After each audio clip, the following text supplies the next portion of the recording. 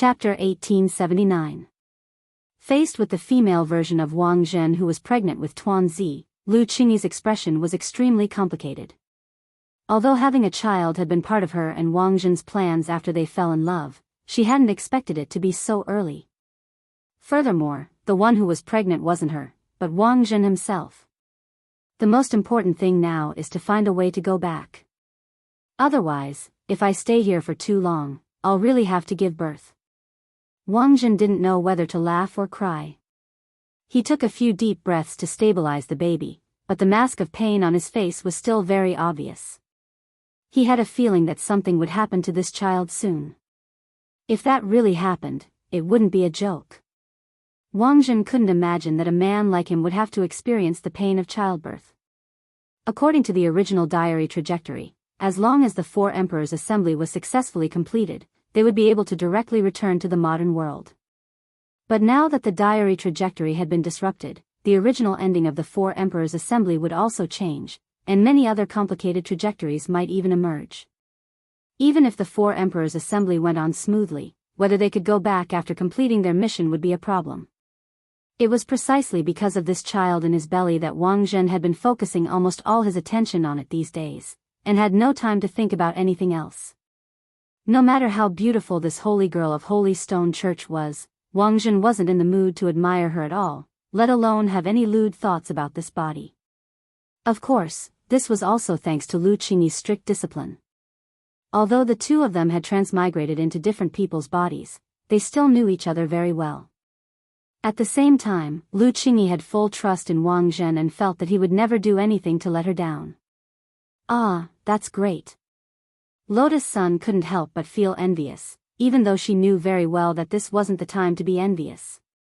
As Wang Ling had expected, these two snake women were on their side, and had both transmigrated from the modern world. Snake Woman number 1, Lu Qingyi, had already revealed her identity, but at that moment, Snake Woman number 2 suddenly laughed and looked at Lotus Sunday. Since you've guessed Sister Qingyi's identity, can you guess mine? Lotus Sun replied with a smile, you're Taoist priest Yu Yuqing, right? Seeing that her identity had been revealed, Yu Yuqing looked like she was asking for trouble. Ah, I clearly haven't known you for long, so how do you know me so well? You were able to guess my identity immediately. Lotus Sun smiled. Taoist Yu has an elegant temperament. Even if you enter this snake woman's body, this aspect won't change easily, right? Of course, the most important thing is.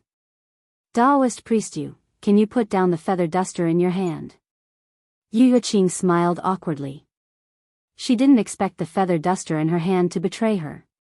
She had the habit of shaking off the dust when she was thinking about things. This was also an occupational disease that she had developed over the years as a Taoist. However, in order to not expose her identity as the Lamia, she had to endure these days. But now that the trajectory of the script was completely messed up, she could finally release her nature. However, he couldn't find a suitable flying duster for the time being, so he could only use the feather duster he found in the restaurant as a replacement.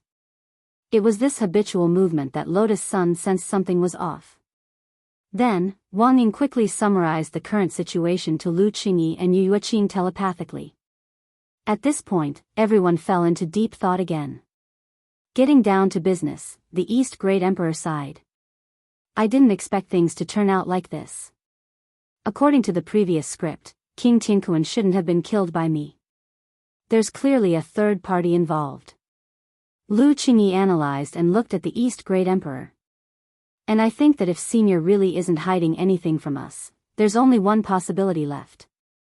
Now that things have come to this Emperor indeed has nothing to hide. Senior Wang is in my body, and he witnesses everything. This Emperor is counting on Senior Wang to show off for me at the Four Emperors' assembly. Who would have thought something like this would happen? The East Great Emperor was very anxious, and didn't seem to be hiding anything at all. Then it's actually very obvious that there's a third party who also knows about this diary. Furthermore, they intend to deliberately destroy the trajectory of the diary to achieve their own ulterior motives. At that moment, Lu Qingyi stared straight at the East Great Emperor.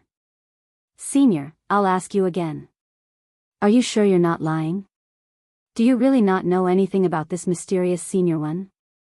The East Great Emperor felt a little awkward when he looked at Lu Qingyi like this. She was clearly a girl with a much lower realm than him, but for some reason, the East Great Emperor felt like he was shorter than Lu Qingyi.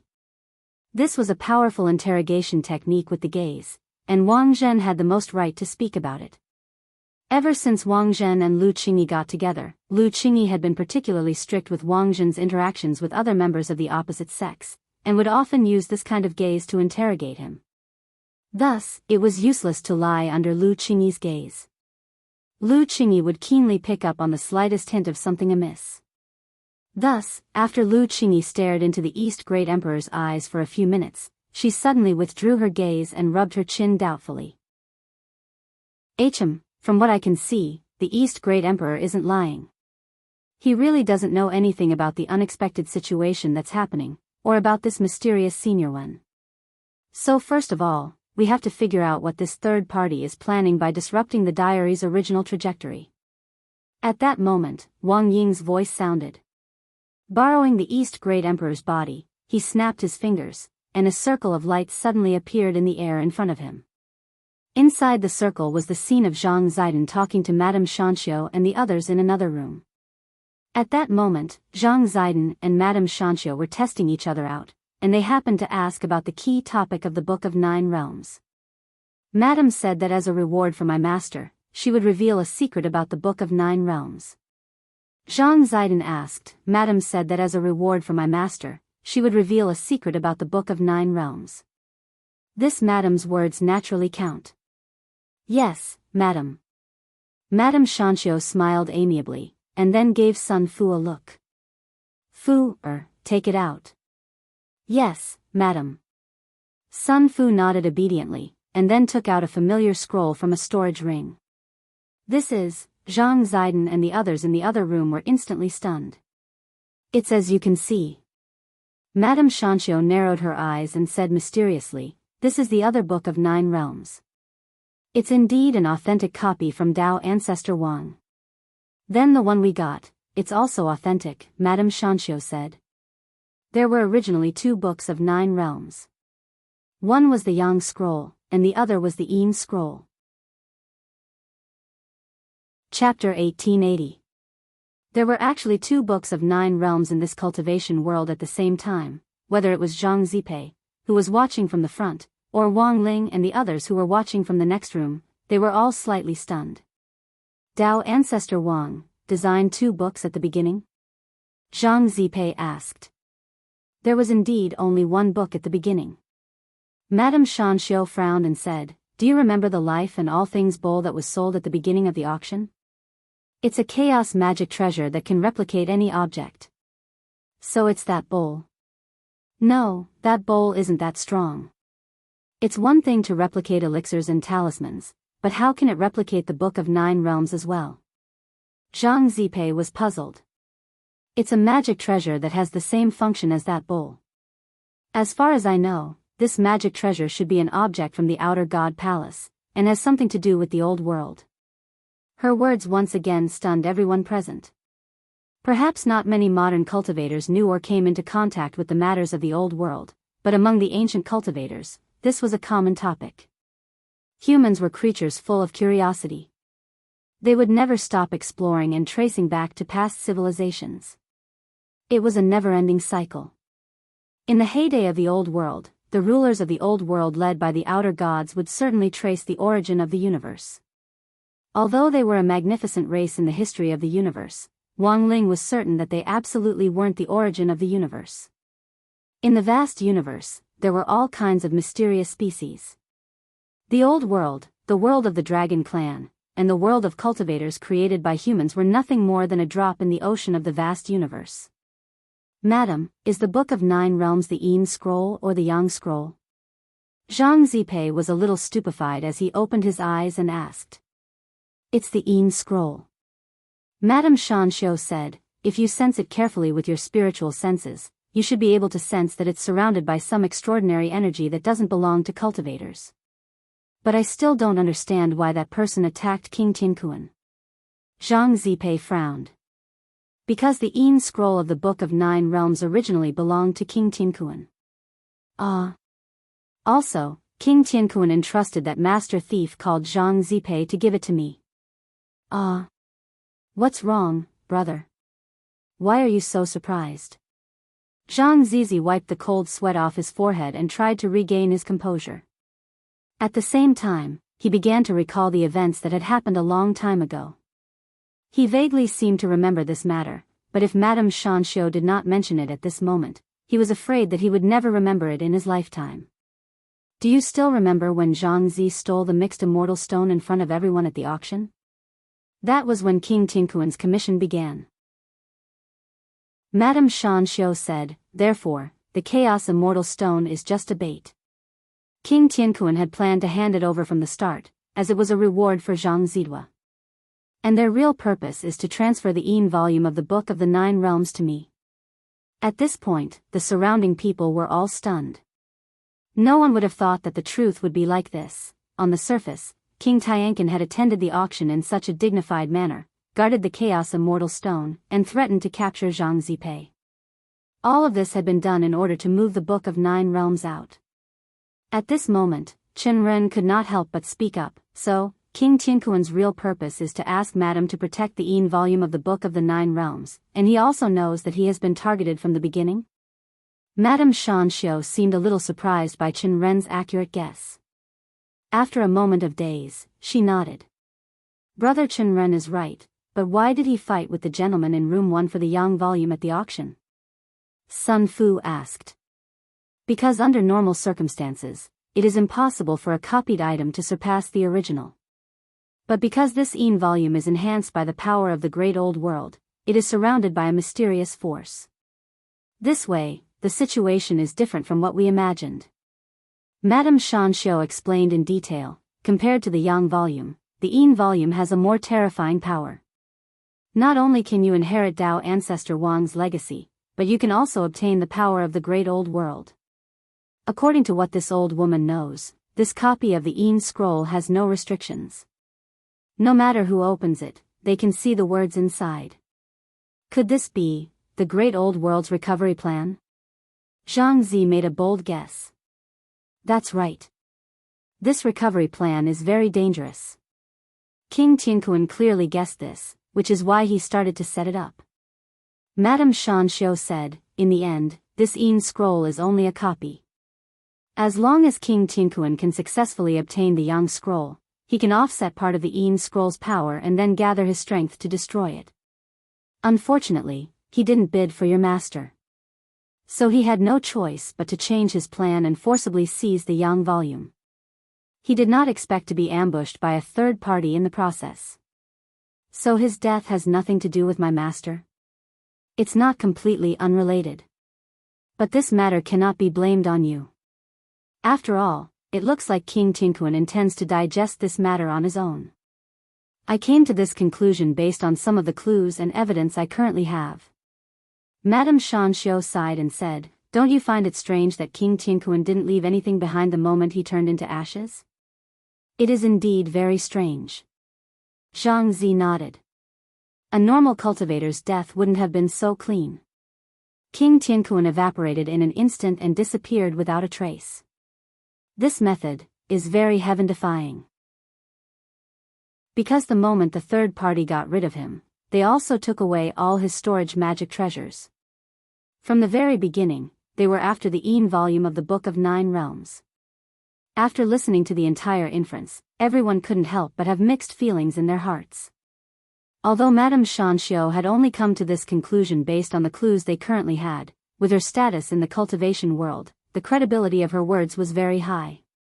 This was a very reasonable conclusion, and also explained a lot of things that he hadn't been able to figure out before. So the question now was, who on earth was this third party? In fact, at that moment, he vaguely had the answer in his heart. Madam, since you've said so much, you should know a little about this third party, right? Zhang Zi asked solemnly at that moment. It's just a guess, I can't be sure. Madame Shanxiu shook her head slightly and said, this person's power is spread throughout the Central Territory and the 4 major territories. He's a new force that has flourished in the last 100 years, and has made a lot of money from the war between the Eastern and Western territories. He has a very solid foundation. Could it be? Zhang Zi suddenly thought of something. Yes, this force's surname is Peng. The error-free chapters of the daily life of the immortal king will continue to be updated on the new C-Book Pavilion. There are no advertisements on the site, so please bookmark and recommend the new C-Book Pavilion. If you like the daily life of the immortal king, please bookmark. The daily life of the immortal king is updated the fastest in the C-Book Pavilion. Chapter 1881. It could be said that Madame Shanxiu's words explained a lot of things that he hadn't been able to understand before. For example, given Dao ancestor Wang's prestigious status in the cultivation world, why had he chosen a rebellious person like Peng Shiren as his disciple? After all, talent wasn't the only thing that mattered when it came to choosing a disciple. Morality and character were equally important. Looking at it all now, Peng Shiren was nothing more than a usurper who claimed to be Dao ancestor Wang's disciple. Because of Wang Ling's promise, Dao ancestor Wang had no choice but to accept him and pass on his legacy to him. I didn't expect things to turn out like this. Even East Great Emperor was surprised when he heard this. It wasn't that the four emperors hadn't paid attention to the Peng family, which had risen to prominence in the last 100 years, but they hadn't expected them to actually have such an idea. Seniors, I suddenly thought of a possibility, Lotus Sun suddenly said at that moment, her expression extremely solemn. Miss Sun, please speak. East Great Emperor nodded and looked like he was all ears. I'm thinking, what if King Tianquan's death and Peng Shiren's subsequent fight for the Book of Nine Realms are actually part of the historical trajectory? It had to be said that Lotus Sun's very bold idea shocked everyone present and they looked at each other in dismay. East Great Emperor asked, are you saying that it's still part of the historical trajectory? Lotus Sun nodded obediently, then analyzed the situation unhurriedly. I think that the progress of the diary, including East Great Emperors, is actually the first time we've experienced it. Although it says what will happen later, it's true that things haven't developed according to what's written in the diary, and it seems like we've already deviated from the historical trajectory. But if all of this was planned by the senior who wrote the diary, that's a different story. Since that senior has the ability to write this diary that transcends timelines, then he definitely has the power to influence the development of the timeline. If he has already calculated King Tianquan's death, then he will definitely be able to control the trajectory of events. If he has already calculated King Tianquan's death and Peng Shiren's obtaining of the Book of Nine Realms, then everything else actually makes sense. As for what I said above, there's actually evidence to back it up. After all, Peng Shiren did indeed inherit Dao ancestor Wang's legacy in the modern cultivation society. This legacy is very pure, and clearly wasn't given to him by the Yin scroll of the Book of Nine Realms. Everyone was stunned by her words. Wang Zhen thought it over carefully and felt that there was some truth to her words. Actually, Rongrong's words are quite logical. Also, why do I feel that rather than saying that the person who was clearly arranged is the dead King Tianquan, it's better to say that it's this Peng Shiren? Lu Qingyi quickly nodded in agreement with Wang Zhen's opinion. That makes sense. After all, in the timeline of the modern cultivation society, even if Peng Shiren inherited Dao ancestor Wang's orthodoxy, he would still be beaten up by Senior Wang, wouldn't he? That is to say, this orthodoxy was probably inherited by him on purpose in our timeline. Wang Ling and Wang Ying, so that was how it was. At that moment, Wang Ling couldn't help thinking that Lotus Sun was a genius. He had only wanted to find the mastermind behind the mysterious text, but he had neglected this layer of logical connection. That was right, this Peng Shiren had already inherited his orthodoxy in the modern cultivation society. Even if he had inherited Dao ancestor Wang's orthodoxy, it wasn't as strong as Wang Ling had imagined. Orthodoxy was a good thing. It could greatly increase a cultivator's cultivation in a short period of time, which was the equivalent of a grandmaster giving a meal to eat. But orthodoxy also had its limits. Because if Peng Shiren had talent that surpassed Dao ancestor Wang's, inheriting Dao ancestor Wang's orthodoxy would instead be a shackle for him. And this point was actually proven right now. Because Peng Shiren wasn't interested in the orthodox Book of Nine Realms, he was instead more interested in the Yin scroll replica. After all, the Een scroll contained the power of the old world, which could double his strength and give him infinite possibilities. After analyzing the situation at this point, it seemed that the current situation was already infinitely clear. Faced with a script that had completely deviated from the diary's trajectory, Wang Ling finally knew how to put a full stop to this plot from the eternal world. It looks like we still have to wait for the Four Emperors' assembly tomorrow. At that moment, Wang Ying looked around and said, "It's impossible that Great West Emperor doesn't know about King Tinkuan's death." Under normal circumstances, given the conflict between Great West Emperor and Great East Emperor, he would have already come looking for revenge. But Great West Emperor hasn't done anything yet. This can only mean one thing, and that is that Great West Emperor has also thought of this, which is why he hasn't made a move. In that case, the force that Peng Shiren belongs to will still make a move, said Yu Yuqing. She did her best to straighten her posture and control her snake body. Although moving was no different from walking on two legs in a normal situation, this abrupt feeling was still present.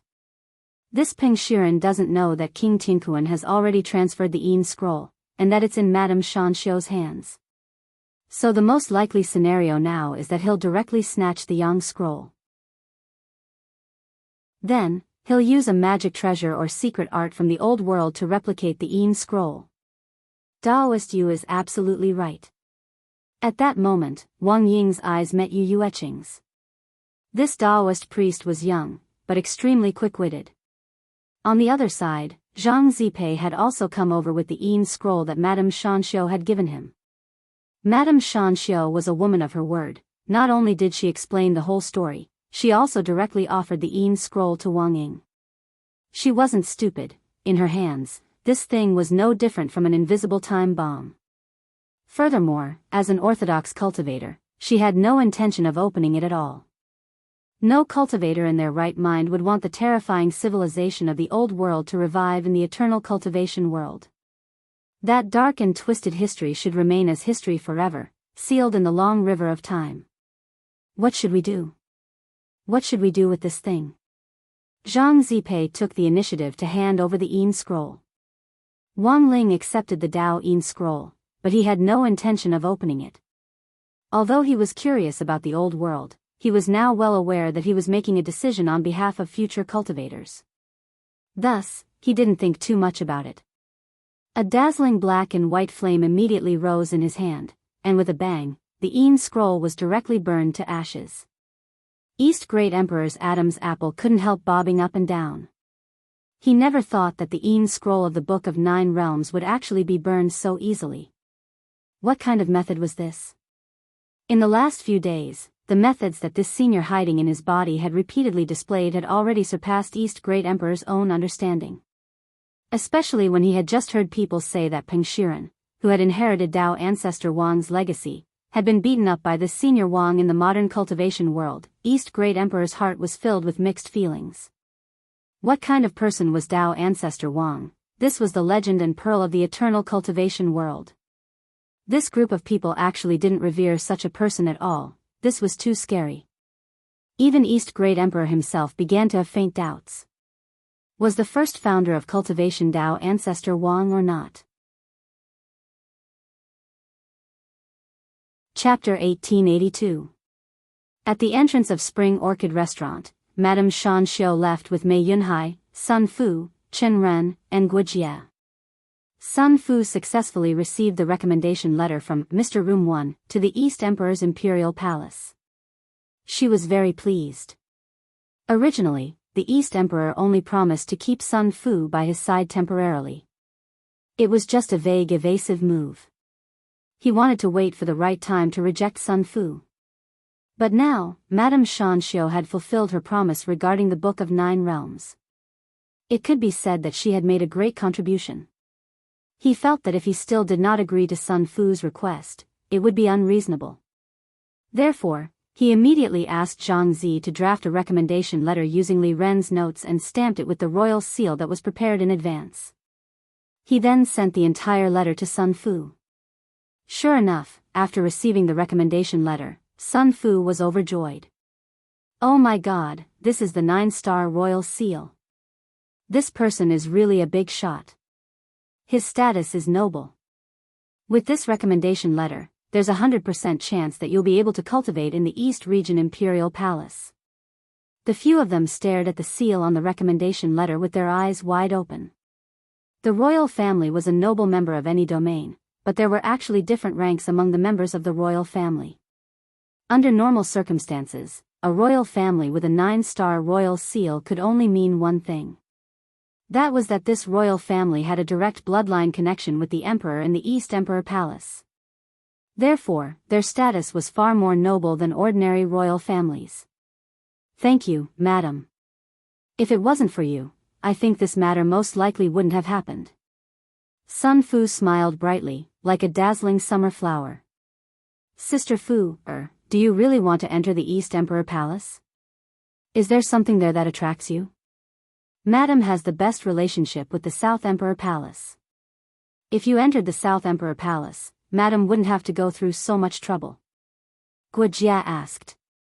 I can only say that this is a kind of fate. I always feel that I am fated with the East Emperor Palace, and I seem to have met this Mr. Room 1 somewhere before. Sun Fu said. You will have a chance to meet again. Madam Shan Xiu smiled. We? Sun Fu was stunned. Yes, you guys. Madam Shan Xiu maintained her benevolent smile. She swept her gaze over Sun Fu, Chen Ren, and Guojia with a meaningful look in her eyes. On the other side, after sorting out his basic thoughts, Wang Ling already had a clear idea of what to do next. If he was right, Peng Shiren would definitely continue to make a move on the Yang scroll in his hands. In this situation, all he needed to do was wait for the heir to come to him, but he felt that he couldn't wait that long. He had to find Peng Shiren and then resolve this ill-fated relationship from ancient times. However, with the vastness of the eternal world and the number of galaxies, it was like looking for a needle in a haystack to find a person in the vast number of planets. He had no choice but to require the help of others. Fortunately, Wang Ling had already contacted quite a few partners. As long as everyone worked together, it wouldn't be difficult to find Peng Shiren no matter how vast the universe was. With the help of the other great emperors, it'll be easier to find this Peng Shiren if we combine the strength of the 4 emperors to lay an inescapable net, East Great Emperor said through the voice chat spell. But the 4 emperors' assembly hasn't started yet. How do we contact the other great emperors? Zhang Zi asked secretly. There was a way to contact the other great emperors, but it wasn't direct. They still needed to wait for their responses, and any delay might cause problems. Thus, East Great Emperor thought that it was best to have someone who could act as a medium to pass on information at this time. Furthermore, this person had to be very clear about the positions of the 4 great emperors. The first person East Great Emperor thought of in the eternal world was Lu Muken, the president of the Central Auction House. Senior Wang, didn't you say before that Lu Renwen, the son of the president of the Central Auction House, is also one of you? East Great Emperor suddenly asked at that moment. That's right. He also transmigrated from modern cultivation society to the eternal world. Wang Ying nodded. If this senior can use his identity as the son of the president of the Central Auction House, Lu Renwen, to invite his father, Lu Muken, out of retirement. This Lu Muken should be a medium to pass on information about us 4 emperors, and he might have the means to find a place for us to meet before the 4 emperors' assembly, East Great Emperor said. He knows about you 4 emperors? Who on earth is he? Wang Ying was very curious. I heard that this Lu Muken used to be Dao ancestor Wang's personal guard. No wonder he has this kind of ability. Wang Ying sighed. He felt that all this could be considered an arrangement. Fortunately, the person who had transmigrated into Lu Renwen's body was Qin Zong, so as long as Wang Ling sent a telepathic message to Qin Zong from afar to ask him to do this, it shouldn't be difficult to invite Lu Muken out of retirement. In fact, Lu Muken and Qin Zong arrived a little faster than he had imagined. He had only sent the message to Qin Zong less than a quarter of an hour ago. 2 tightly wrapped black-robed figures appeared at the entrance of the Spring Orchid brothel. One of them was Qin Zong, who had transmigrated into Lu Renwen's body. Everyone was very surprised that this matter had been settled so quickly. Senior Qin settled it so quickly? Lotus Sun glanced at Qin Zong, who had taken off his hood, and then saw the person standing next to him also take off his hood. This was a middle-aged man with a well-proportioned build and a mustache. At first glance, Lotus Sun's impression of him was that he was naturally dignified and gave off a faint sense of dignity. This person was none other than Lu Mukin himself. Considering that Lu Mukin had previously been Dao ancestor Wang's personal guard, it wasn't too surprising that he had this kind of aura. But very quickly, Lotus Sun realized that this Lu Mukin was gradually losing his composure. He first looked at Lotus Sun and said, "Mistress." Lotus Sun immediately returned a startled look. You are," then, that dignified face started to twist, and the moment he saw East Great Emperor, he dropped to one knee on the ground on the spot and threw himself at Wang Ling with tears in his eyes. "Shifu, oh Shifu. Disciple missed you so much. What would disciple do without you?" Wang Ling, in fact, even Wang Ling himself never thought that Audiobook would actually transmigrate into the body of Lu Mukin, the president of the central auction house. This world was really too small. At that moment, Wang Ling sighed endlessly in his heart. Chapter 1883. As Audiobook threw a tantrum, Wang Ling couldn't help feeling a little absent-minded. In that instant, he suddenly felt that the world was really too small. Of course, all of this was an inexorable arrangement and coincidence, and it could also be said to be a kind of luck. Although he hadn't cast the Great Luck spell on himself, Qin Zong was the only koi he had chosen in the cultivation world. With this koi, their luck naturally wouldn't be too bad. Lu Mukin, the president of the central auction house, was the only person who controlled the intelligence network of the 4 territories. Throughout the ages, no one had been able to replace Lu Mukin as the perfect middleman. It was just that for Wang Ling, whether or not Audiobook could play the role of Lu Mukin well was still a question. In short, the real Lu Mukin would never do something like cry for his parents and throw himself at anyone he saw. He was actually rubbing his head against Wang Ling's chest. What a scandal. Wang Ling calmly pushed Audiobook's head away and sighed in his heart, feeling that Audiobook didn't have the slightest sensitivity. If Ryoko Kamiya saw this, she would definitely be jealous. "That's not right, how do you know this?" Just then, Wang Ying suddenly asked Wang Ling telepathically. As Wang Ling's shadow, he and Wang Ling were telepathically connected, so he noticed a blind spot in Wang Ling's thoughts. Wang Ying found it inconceivable that an unromantic teenager who always had a poker face would actually know how to be jealous. Wang Ling felt that Wang Ying was making a mountain out of a molehill when he asked this question. Of course, he hadn't experienced the various emotions that a normal person should have, and naturally didn't know what jealousy felt like. But it wasn't that he didn't completely understand what jealousy meant. To be exact, Wang Ling knew the literal state of every emotion. In Wang Ling's dictionary, jealousy was categorized as a special possessiveness. For example, this was the reaction you would have when you saw something or someone you liked getting closer to someone else. In this regard, Wang Ling deliberately gave Wang Ying an example patiently. For example, when he sometimes saw other people eating limited edition crispy noodle snacks that he couldn't buy, he would often have this feeling. This is jealousy.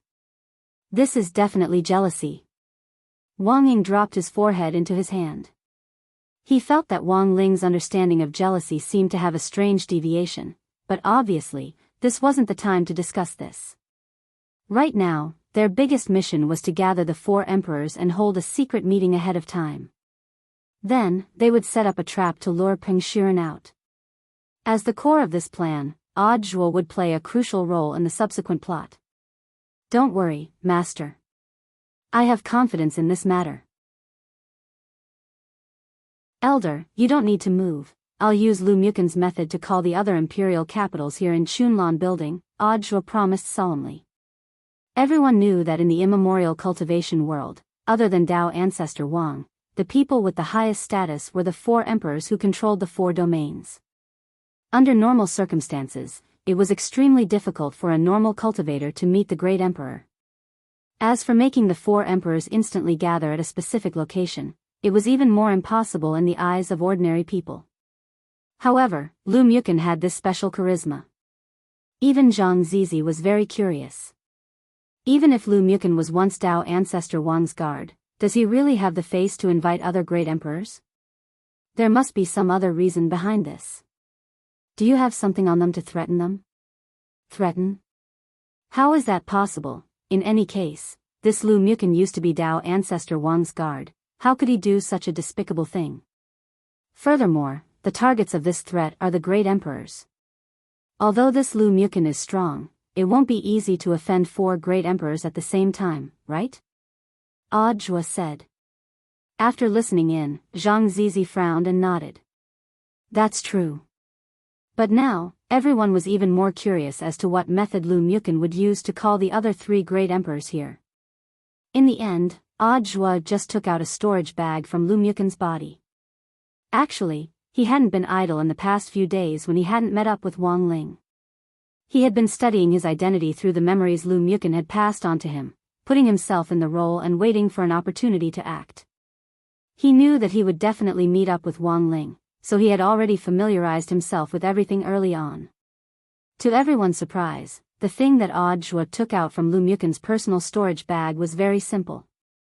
It was a crystal communication ball that couldn't be any more ordinary, and was a relatively advanced communication device in the immemorial cultivation world. Unlike ordinary communication talismans, not only could it hold more spirit energy imprints corresponding to different cultivators, it could also establish a huge network of contacts. The most important thing was that it could directly make a face-to-face video call, and project images into the air. You're so close that you can directly use a communication ball to summon someone? East Great Emperor was stupefied and shocked. Although he also had Lu Mukin's communication ball, as one of the 4 great emperors, he knew that summoning a great emperor-level figure to a designated location. Even if it was Lu Mukin, the process wouldn't be that convenient. But now, Lu Mukin had actually directly called to summon someone. Had his relationship with the other 3 great emperors already reached this level? At that moment, East Great Emperor started to feel a sense of crisis. Don't be nervous, it's not as outrageous as you think. Jua gave a mysterious smile. Then he used the communication crystal ball to directly contact West Great Emperor. Little Shi, you can come over now. That's right, that Chunlan house on the central trade planet, it's next to the temple. Little Shi? Everyone was startled by this familiar form of address. Was the person calling Little Shi really an emperor? And not an underling? Why did it feel like déjà vu of a mafia boss ordering his underling around? For all. East Great Emperor had a mental breakdown. He never expected the relationship between West Great Emperor and Lu Mukin to be this good. Directly calling him Little Shi was outrageous. But just as he was about to vomit blood, West Great Emperor's voice came through the communication crystal ball. Are you sure? King Tiankuan is dead, and I'm still dealing with the chaos here. The court officials have reported to me to directly send troops to attack the Eastern Territory, but I'm still playing Tai Chi with them. Don't pay attention to them.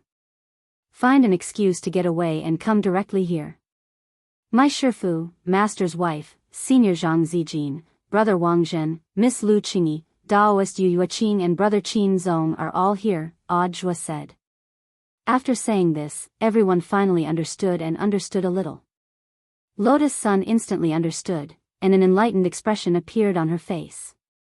Senior Zhua, could it be that this great West Emperor is also? At that moment, Jua smiled. That's right. This West Great Emperor is actually Senior Li Xian. Brother Qin Zong and I didn't do anything else in the past few days in the eternal world except make calls through this communication crystal ball. In the end, we didn't expect each call to be accurate. Hearing this, everyone was even more shocked. Lotus Sun, then the other 2 emperors, Master's wife, you're right. The other 2 emperors are also our people. North Emperor is Brother Xiang Yi, and the only female emperor, South Emperor, is Senior Golden Lamp. Senior Golden Lamp, don't worry, they're all very good at acting. After all, Senior Golden Lamp had the experience of being a woman in several reincarnations. He's more than enough to play an empress. That is to say, apart from Brother Gu Xuanji, we found everyone else who has transmigrated to the eternal world. No, there's still Ing isn't with me. Oh, I see. Don't worry, Master's wife, I haven't finished calling my contacts yet. Later, I'll have Senior Qin Zong stand on the side and call a few more. Chapter 1884. Wang Ying also knew that Sun Yinger had disappeared. Although he didn't show it on the surface, he had already secretly activated Shadow Dao's sensing ability to sense her many times. But for some reason, after coming to this eternal world, the connection between him and Sun Yinger had been completely cut off, and there was no sign of any connection at all. Wang Ying was sure that this wasn't a problem with Shadow Dao. After all, the connection between him and Wang Ling was still there, which meant that Shadow Dao was operating normally. But why couldn't he sense Sun Yinger? Wang Ying felt that there might be some other reason behind this. Fortunately, the good news was that of the 4 emperors who currently controlled the eternal world, East Emperor was jointly controlled by Wang Ling and Wang Ling, while the other 3 emperors were on his side.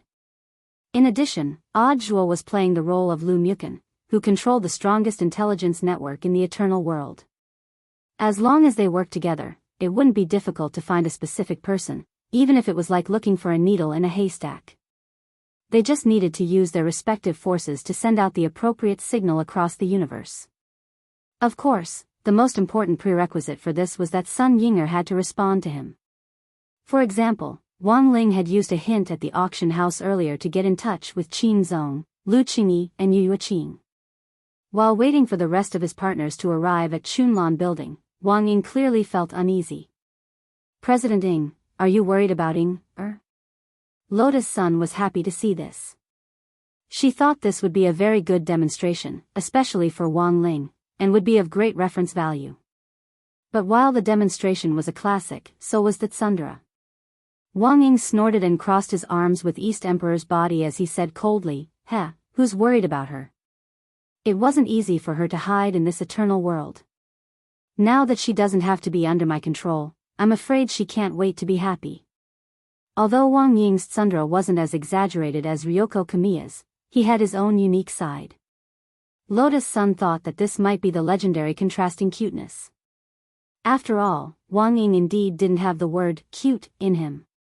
President Ying, it's not good to lie. Don't you want to find Ying? It's best if I can't find her. Otherwise, I'll have to find her every night and make her back hurt. When everyone heard this, they couldn't help but gasp. Those who didn't know the truth felt that this sentence seemed to contain a lot of information. The master hadn't even started yet, but the shadows were progressing at a godly speed. They were already so lovey-dovey. This. What a scandal. Perhaps CEO Ying is right. Without Ying around, you really don't have to worry. But apart from Ying, I'm afraid no one can withstand your planetary blockbuster spell, Lotus Sun said again. This time, she chose to retreat in order to advance. Wang Ying was as stubborn as ever, refusing to admit that he wanted to find Sun Yinger. Even if I, Wang Ying, am scolded to death, I will die outside. He would never think about anything related to this fellow. She's the master of the void. Why should I worry? What a joke. The short conversation between the two echoed in the space, and no one could interrupt. The rest of the people just watched silently. From beginning to end, Lotus Sun's gaze never stopped on the East Great Emperor, causing his hair to stand on end. But the person she really cared about wasn't East Great Emperor, but Wang Ling. She really wanted to know how much Wang Ling had comprehended from it. There's always a way. At that moment, Wang Jin said weakly to comfort everyone, and I think that it doesn't matter even if we don't find her. As long as we finish this plot, it means that our mission is over. Once it's over, everyone who transmigrated from the modern era to eternity will be able to go back together, right? In theory, that's true, but there's always the what if, Zhuo said. Zhuo said, in short, it's naturally the best if we can find everyone. Brother Wang Zhen, don't worry too much. Don't worry, before the script is over, you definitely won't have a child. After all, you haven't been pregnant for long, and you haven't taken any elixirs to accelerate your pregnancy, so there shouldn't be any problems. Wang Zhen immediately blushed at Audio's words. Let me be clear, I'm not doing this for myself, I know, we all understand. Audio's stretched out his hand and patted him on the shoulder. If it were me, I would also panic. So when it comes to this, we have to learn from Senior Golden Lamp. Why? Do you think Senior Golden Lamp never experienced childbirth when he chose to be a woman in his countless reincarnations? Following Audio's nonsense, the scene fell deathly silent. On the other side, Sun Yinger was also in despair. How could she not want to get in touch with the main force as soon as possible? But there was nothing Sun Yinger could do now. She screamed and roared in her heart thousands of times, hoping that someone here would discover her existence sooner. But what made Sun Yinger even more desperate was that she couldn't make a sound in her current state. Most importantly, the binding between them had failed, and Wang Ying couldn't use Shadow Dao to sense her existence. This idiot. How could such a cunning and quick-witted person like him not discover her existence? She had thought that after being tortured by Wang Ying's planet-drumming spell countless times, the two of them should have a very good rapport with each other. Who would have thought that it would actually fail at this critical moment? Sun Yinger's heart was filled with sorrow. Of course, after thinking about it carefully, she felt that she couldn't completely blame Wang Ying for not being able to discover her. After all, no one would have thought that she was so far away, yet right in front of their eyes, that was right. After coming to Immemorial, the character she had transmigrated into was the child in the belly of the Holy Stone Church's Holy Virgin, played by Wang Zhen. At first, Sun Yinger hadn't realized this, and thought that she had just been trapped by some array. But Lu Qingyi's slap on Wang Zhen after she saw him had directly jolted her awake, so at that moment, Sun Yinger's heart was on the verge of collapse. She was really too miserable. What a scam. Why did other people transmigrate into Immemorial and act as emperors? Goddess. A filthy rich second generation. At the very least, she was a maid at His Highness's side. She was just a baby who couldn't move a thing and had zero fighting strength. Sun Yinger realized that she really had a mental breakdown. The point was that she was really scared. If the plot was over and no one found her, would she return to the modern world with everyone? If she was unfortunately left alone in Immemorial, how would she go back? Chapter 1885. Perhaps even the boss of Chunlan Building himself didn't expect to receive such a big deal today, even though he had already gone out to enjoy himself after receiving the booking fee. East Great Emperor had directly given him enough money to rebuild Chunlan Building. Even if East Great Emperor demolished the place during the negotiations, the boss wouldn't complain at all. But Chunlan Building was essentially a place for male and female cultivators of the eternal world to have fun, and it was also the place where the most courtesans and grass bosses gathered in the entire Central Region's trading star system.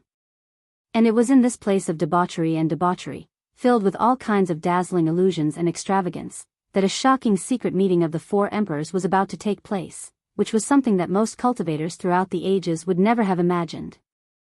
Because of the gathering of the four emperors, the other three emperors weren't far from the central trade star. Following Audio's signal to assemble, three cloaked men quickly arrived at Spring Orchid Building, wrapped tightly in cloaks. Wang Ling didn't even need to sense them to know that they were the remaining three emperors. Even if their figures were hidden extremely well by their cloaks, he could still sense that they were extraordinary from their imposing auras. In the communication crystal ball earlier, Audiobook had already hinted that they needed to help Wang Ling hide his identity, so when the three of them came up, they respectfully lined up in front of East Great Emperor. After putting on a good show, they respectfully and humbly bowed in unison. This humble monk is Jin Deng, Xiang Yi, Li Xian, greetings, Senior Wang. It had to be said that monk Jin Deng indeed looked very familiar with controlling this body of an empress. It didn't feel like a man at all, and instead embodied the charm of an empress to the fullest. The only thing that was out of place was that he still retained the habit of being a monk. As everyone knew, although monk Jin Deng had been a woman, he was overall still a decent monk. Reincarnation was nothing more than his daily work as a supreme Buddhist saint, and there was nothing to make a fuss about. It was just that East Great Emperor was now thinking about this name carefully, and it suddenly dawned on him. When he had heard Audiobook call out Golden Lamp's name before, he had felt that it sounded very familiar. Now that monk Golden Lamp used the term, "this poor monk," to introduce himself, East Great Emperor immediately came back to his senses. "So it's you, after so many years. I didn't expect to see East Great Emperor's charm again after such a long time. This humble monk is very lucky." Monk Jin Deng performed a Buddhist salute in the Empress's body and then sat down cross-legged. "Jin Deng, I didn't expect it to really be you. I thought it was just a coincidence." East Great Emperor was shocked. Who would have thought that this Jin Deng was actually the monk Jin Deng? Not only had this monk lived into the modern cultivation world. Not only that, Jin Great Emperor, but he was also one of the best. For a moment, the great East Emperor had mixed feelings. Although Golden Lamp Monk's strength was not as heaven-defying as it was now, he was still one of the most talented players. He was once considered a strong competitor for the throne of the Great Emperor. With everyone assembled, Wang Ying scanned the area in front of him and nodded in satisfaction. He then began to convey Wang Ling's message on his behalf. "I believe that everyone is clear about what to do next. The situation is urgent. What we need to do now is to put this section of history back on the right track." "Understood." The other three emperors nodded at the same time. They were all old acquaintances in their bodies, so there was no problem communicating at all. Lastly, about the reward for the successful completion of this mission. At that moment, Wang Ying spoke. In theory, most of the people here were now members of Battle's sect. Although Xiang Yi and Qin Zong were temporary guest officials and elders, they were in fact still part of the official establishment. Generally speaking, Battle's sect would assign a difficulty rating based on the mission, with the lowest being D, followed by C, B, A, S, SS, and the highest being SSS. Battle's sect would then organize teams based on the difficulty of the mission, and finally give a score of 10 points based on the completion of the mission as well as the performance of all the mission executors during the execution of the mission. During the mission, if the score was less than 6, it meant that you didn't have an outstanding overall performance, and you would only get a portion of the mission points, which would be accumulated and exchanged for corresponding items in Battle Sect's treasury. Scores above 6 were completely different. Furthermore, if the difficulty of the mission was high, the reward would also be very amazing. Wang Ling wasn't a stingy person, although he knew very well that as long as he said the word, everyone would do their best. But sometimes, a proper reward was still necessary. This is a temporary mission, and the difficulty of this mission is the highest since the founding of our sect, SSS. All core members of Battle Sect with a score of 6 and above can choose a magic treasure of their choice from the King's treasure pants, Wang Ying said straightforwardly as he conveyed Wang Ling's meaning. Everyone's eyes instantly lit up. Wang Ling didn't think much of the things in Wang Jibao's pants, but for everyone here, every item inside was a treasure that people would scramble to get their hands on. Of course, it was usually grenade-throwing senior immortal and the elders of Battle's sect who would hold a meeting to discuss and decide how to grade disciples for sect missions. Occasionally, some sect disciples would deliberately curry favor with some elders to cover up their poor performance in missions, which would make things a little unfair. This was in fact a very serious violation of the rules, and if it was found out, there would be very severe punishments. If it was more severe, they might be directly expelled from Battle Sect. But with Wang Ling supervising the entire operation this time, there was absolutely no objection to this mission. Ling Jinren personally grading the mission was absolutely fair and just. So the problem now was how they could set up a trap to lure Peng Shiren out. Given Peng Shiren's cautious character, if East Great Emperor didn't reveal any flaws, he definitely wouldn't try to snatch the Book of 9 Realms. But if he deliberately revealed a flaw, it would be too obvious, which would instead make Peng Shiren suspicious. At that moment, the 4 emperors had gathered together in a secret meeting, and all the networks and intelligence networks of the entire world were gathered here. Very quickly, Xiang Yi, who was playing the role of North Emperor, suddenly said, "That's right, there seems to be something like this in North Emperor's memories. I remember that the Peng family is looking for a son-in-law." And the person they're looking for is Peng Shiren's younger sister, Peng Basin, so I think it would be better. After thinking for a bit, Xiang Yi quickly stopped and shook his head. No, forget it, I won't say it. This can only be considered a bad idea. You can say it first. It's just a discussion, it's fine, Wang Ying said. Xiang Yi first looked at Lotus Sun, then said a little awkwardly, what I mean is, since the original copy of the Book of Nine Realms is with Senior Wang, why don't we have him bring the original copy to propose marriage? Hearing this, everyone was startled at first, and then many of them nodded their heads one after another. Not bad, this idea doesn't seem too bad, said Li Xian, who was the West Great Emperor. This, how can we do that? But at that moment, Lotus Sun suddenly stood up agitatedly, her face red. Absolutely not. It's too dangerous. His anxious look made everyone around him smile knowingly.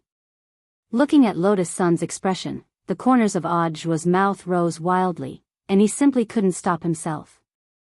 Then, mistress, what do you want to do? Quick-witted, Lotus Sun patted her chest and said, how about this? Give me the Book of Nine Realms. I'll dress up as a man and propose marriage. The error-free chapters of the daily life of the immortal king will continue to be updated in the popular bar. Everyone, please bookmark and recommend the popular bar. Those who like the daily life of the immortal king, please bookmark. The daily life of the immortal king's popular bar is the fastest to update. Chapter 1886. Under everyone's meaningful gazes, Lotus Sun's face grew redder and redder. To be honest, even she hadn't expected to come up with such a bold and constructive suggestion. In short, anyone could go and propose. East Great Emperor wasn't allowed to go. Even if East Great Emperor was using his own body, he still had Wang Ling and Wang Ying in it. Lotus Sun felt that this was a little strange. She thought that her actions could be regarded as righteous, and not just for her own selfish reasons, but also for Sun Yinger's sake. These two shadows had been lovey-dovey for so long, and were about to succeed. How could she ruin the critical juncture with something like this? That's right. Her suggestion now was generally for the sake of Sun Yinger and Wang Ying's happiness. It had nothing to do with her at all. No. Why do I get the feeling that you're a little anxious? Nonsense. Of course not. Lotus Sun's face grew hotter, and she looked around at the crowd. Am I anxious? Am I anxious? Do I look like I'm anxious? Lu Qingyi patted her on the shoulder and sighed. Don't say it, good disciple, it seems like you are a little. Yu Yuqing also nodded. A little anxious. Seeing everyone's meaningful gazes, Lotus Sun took several deep breaths and tried to regain her composure. Fine, even if I'm a little anxious, this is also for the sake of history returning to the right path. This is for the greater good of all cultivators, it's very normal. As expected of Master's wife, we admire her for being able to uphold the greater good of cultivators in this situation. Hearing this, the corners of Audiobook's mouth curled up slightly. He couldn't bear to continue leading the crowd in teasing Lotus Sunday. In any case, everyone present was well aware of what her anxious action meant. The only one who didn't understand the situation was that expressionless man hiding in East Great Emperor's body. After all, the Book of Nine Realms was a hot potato in the current situation. Even if it was in East Great Emperor's hands, it might not be safe, let alone in Lotus Sun's hands. But on second thought, he felt that it might be easier to leave this matter to Lotus Sunday. In any case, the course of history was already a mess. It wouldn't matter even if Lotus Sun summoned the mysterious sea. If they really ran into an emergency, with the mysterious sea's protective sword body, Wang Ling didn't think that the Peng family would be a match for the Nine Corps' mysterious sea. Of course, the more important reason was that he thought girls would understand girls better, so it would be very abrupt for a few men to suddenly propose marriage. Lotus Sun's thoughts were a little more meticulous, which might make the whole thing seem even smoother. After deciding on the plan, Lotus Sun heaved a long sigh of relief. Lu Qingyi and Yu Yuqing helped to give Lotus Sun an exquisite makeover, mainly focusing on her skin tone and facial features, so that her originally delicate face now had a more masculine contour. He didn't make too many changes to his hairstyle. He just adjusted the length of his hair so that it fell down naturally. Then, he added some bangs on both sides of his forehead, instantly making him look like a handsome and elegant man. When everyone saw Lotus Sun come out of the room in a pure white man's suit, they couldn't take their eyes off her. Her foundation was excellent to begin with, and even though she had been dressed as a man, she was still stunning. Even East Great Emperor was flabbergasted. Whether it was a man or a woman, such a face could be called an immortal. Even if the 4 great emperors' imperial palaces were full of handsome men and beautiful women, they wouldn't be able to find anyone who couldn't take their eyes off her at first glance. In fact, cross-dressing was the best way to tell whether a person was good or bad. It was true that beauty was in the bones, not the skin. It's feasible. I think it's totally feasible. Bring the Book of 9 Realms and the betrothal gift to propose marriage. I guarantee that Peng Basin will like you at first glance. For some reason, Audiobook suddenly felt a little excited. After everyone came up with a plan for the marriage proposal, the core members of Battle's sect, who were playing the roles of the 4 great emperors, as well as Lu Muken's Audiobook, quickly set up an inescapable net to prepare for the subsequent marriage proposal. Although it was just an act, it was in fact fishing. Since they were going to catch a fish, they naturally had to make all the necessary preparations. The marriage proposal team had to be luxurious and couldn't be lower than the standard of a 9-star imperial family in the eternal cultivation world. Furthermore, the team had to be densely packed with experts, and the lowest realm standard had to be Tao God level. The Sea Calming Pearl, Sky Jade, 8 Desolation Ruler, 9-Faced Lion Heart, a dazzling array of magic treasures and natural treasures formed a long list that stretched as far as the eye could see. This was a list of treasures from the 4 great emperor palaces. Every item was so precious that it was enough to drive the cultivators of the eternal world crazy. But now, these things were going to be the betrothal gift to the Peng family, which made people sigh. The East Great Emperor sweated when he saw this. Isn't this a little overprepared? It's just for show. There's no need for East Emperor to worry. Xiang Yi laughed. In any case, these things aren't ours, so don't worry too much. East Emperor was speechless. What Audiobook said made so much sense that he was speechless for a moment. Next, they headed straight for the Peng family's headquarters. If it wasn't for the 4 emperors' secret meeting this time, perhaps no one would have known that the Peng family's forces had already spread across the 4 major territories, and that the reason why the Peng family had set up their headquarters in the Central Territory was because it was convenient for trade. On the other hand, it was also because they could control the forces of the 4 territories through this central location, which made it easier for them to distribute the Peng family's spies among the major territories. Although the 4 emperors had sent intelligence personnel to investigate the Peng family before, the information obtained was limited. The universe was so big that the detection of intelligence could not be too obvious, not to mention that this information was not made public. Even though the East Emperor had already judged that the Peng family's power network over the years had probably expanded to an unimaginable level before this secret meeting, when they marked the distribution of the Peng family's major forces as asterisks on the same map, they couldn't help but be shocked. The East Emperor was shocked when he saw the stars all over the map.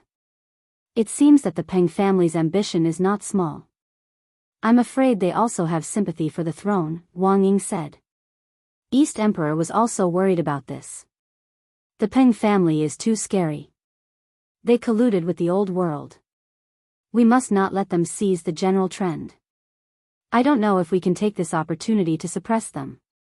Wang Ying nodded. Of course. Originally, weakening the Peng family's power was also within our scope, wasn't it? Chapter 1887. Although it was she who had volunteered to dress up as a man to propose marriage, she still couldn't help feeling a little hesitant and nervous when it really came time to do it. After all, a lot of boys didn't have any experience with marriage proposals, let alone a girl like her. And for some reason, she felt that it was a little weird to do it. Her original intention had been to stop Wang Ling from proposing. No. Her original intention had been to keep Sun Yinger and Wang Ying together for the sake of righteousness. But it wasn't Wang Ling who had proposed, but she was the one who was going to get married in the end. She had dug a hole for herself. After realizing this, Lotus Sun even felt a little remorseful, and felt that she had been too rash in the end. Also, this was a serious matter, because the success or failure of the marriage proposal would directly affect the course of human cultivators' history. If anything went wrong, she would be a sinner in history. This heavy pressure made it hard for her to breathe, and she kept taking deep breaths on the way to the Peng family's main residence. Lu Qingyi and Yu Yueqing disguised themselves as maids and stayed by her side. Since King Tianquan wasn't around, they didn't have to force themselves to stay in their snake forms, and directly grew legs to look no different from ordinary people. "Why are you getting nervous so close to the end?" Lu Qingyi asked with a smile as she comforted her. "You don't have to feel too heavy of a burden, it's just an act."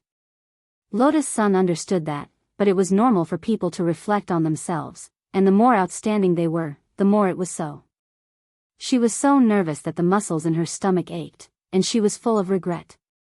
If she had obediently listened to Wang Ling and not intervened in this matter, things might not have come to this.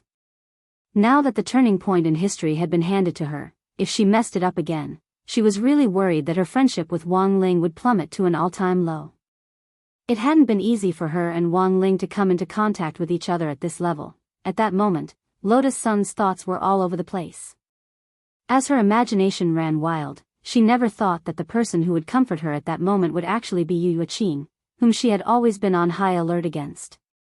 "You don't think too much at a time like this. Do you think it's your fault that things have become complicated? All of this was planned, including the fact that you gathered so many people to decipher the mysterious text and accidentally fell into this eternal world. It was all planned." Yu Yueqing looked calmly at Lotus Sun and said, "We're actually just pawns used by these seniors in the game." Since he was a chess piece, he just had to follow the plan step by step. Besides, why did Ling Ling agree to let you go? Haven't you considered it at all? Hearing this, Lotus Sun abruptly raised her head, the expression on her face somewhat frozen. Yes, such an important mission was not child's play. Why had Wang Ling so readily agreed to let her do it? At this time, with Yu Yueqing's reminder, Lotus Sun vaguely began to understand. "Ling Ling trusts you, that's why he gave you such an important task," Yu Yueqing said to Lotus Sun with a serious expression. At the same time, when she saw Lotus Sun's astonished expression, she couldn't help but feel amused. "What? You looked at me in such a shocked manner, thinking that I would go out of my way to comfort you. Is it unbelievable?" "No. Taoist master, you misunderstood, you're being insincere again." Yu Yueqing laughed and swung her legs in a very relaxed and contented manner. "Actually, I already have someone I like." "I know." Lotus Sun lowered her head.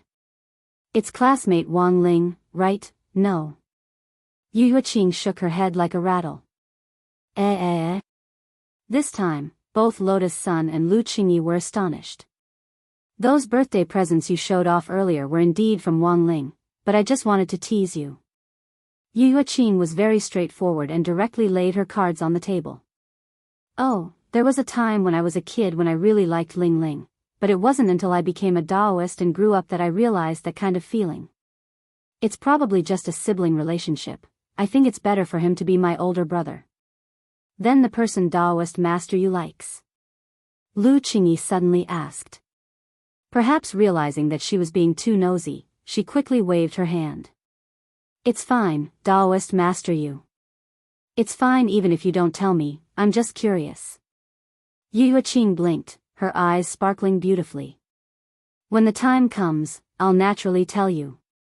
But Ling Ling isn't bad. If I'm rejected in the end, maybe I can use him as a spare tire?"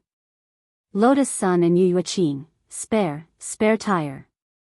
Yu Yueqing's eyes curved into crescents as she laughed again. "You guys can't handle this. AI, how boring." This rather sincere exchange did indeed ease the tension in Lotus Sun's heart a lot. She had a vague feeling that Yu Yueqing's identity wasn't as simple as it seemed. At least for now, in Lotus Sun's eyes, Yu Yueqing really was very mysterious, the Peng family's headquarters was set up on Penglai planet in the central region of the galaxy. This was a dangerous place surrounded by many celestial bodies that contained powerful cosmic energy, and cultivators who passed by were swept up in them from time to time. The Peng family's headquarters here could be said to be like a fortress, easy to defend and difficult to attack. To the outside world, Penglai planet belonged to everyone, but almost all the businesses on it were related to the Peng family. This was an empire that belonged solely to the Peng family. The Peng family's headquarters on Penglai planet was a golden palace with richly carved beams and painted rafters. There were even quite a few carvings of creatures that didn't belong to the ancient cultivation world.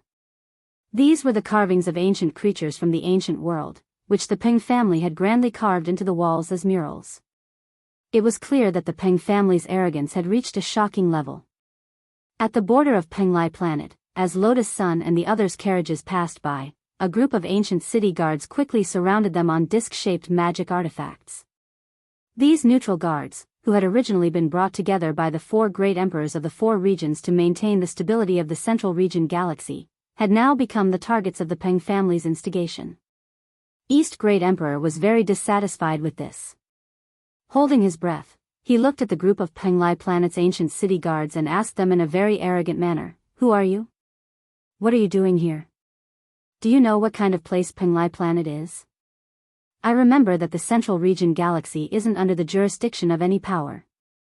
East Great Emperor said indifferently as he stared at the ancient city guards in front of him, his expression fearless.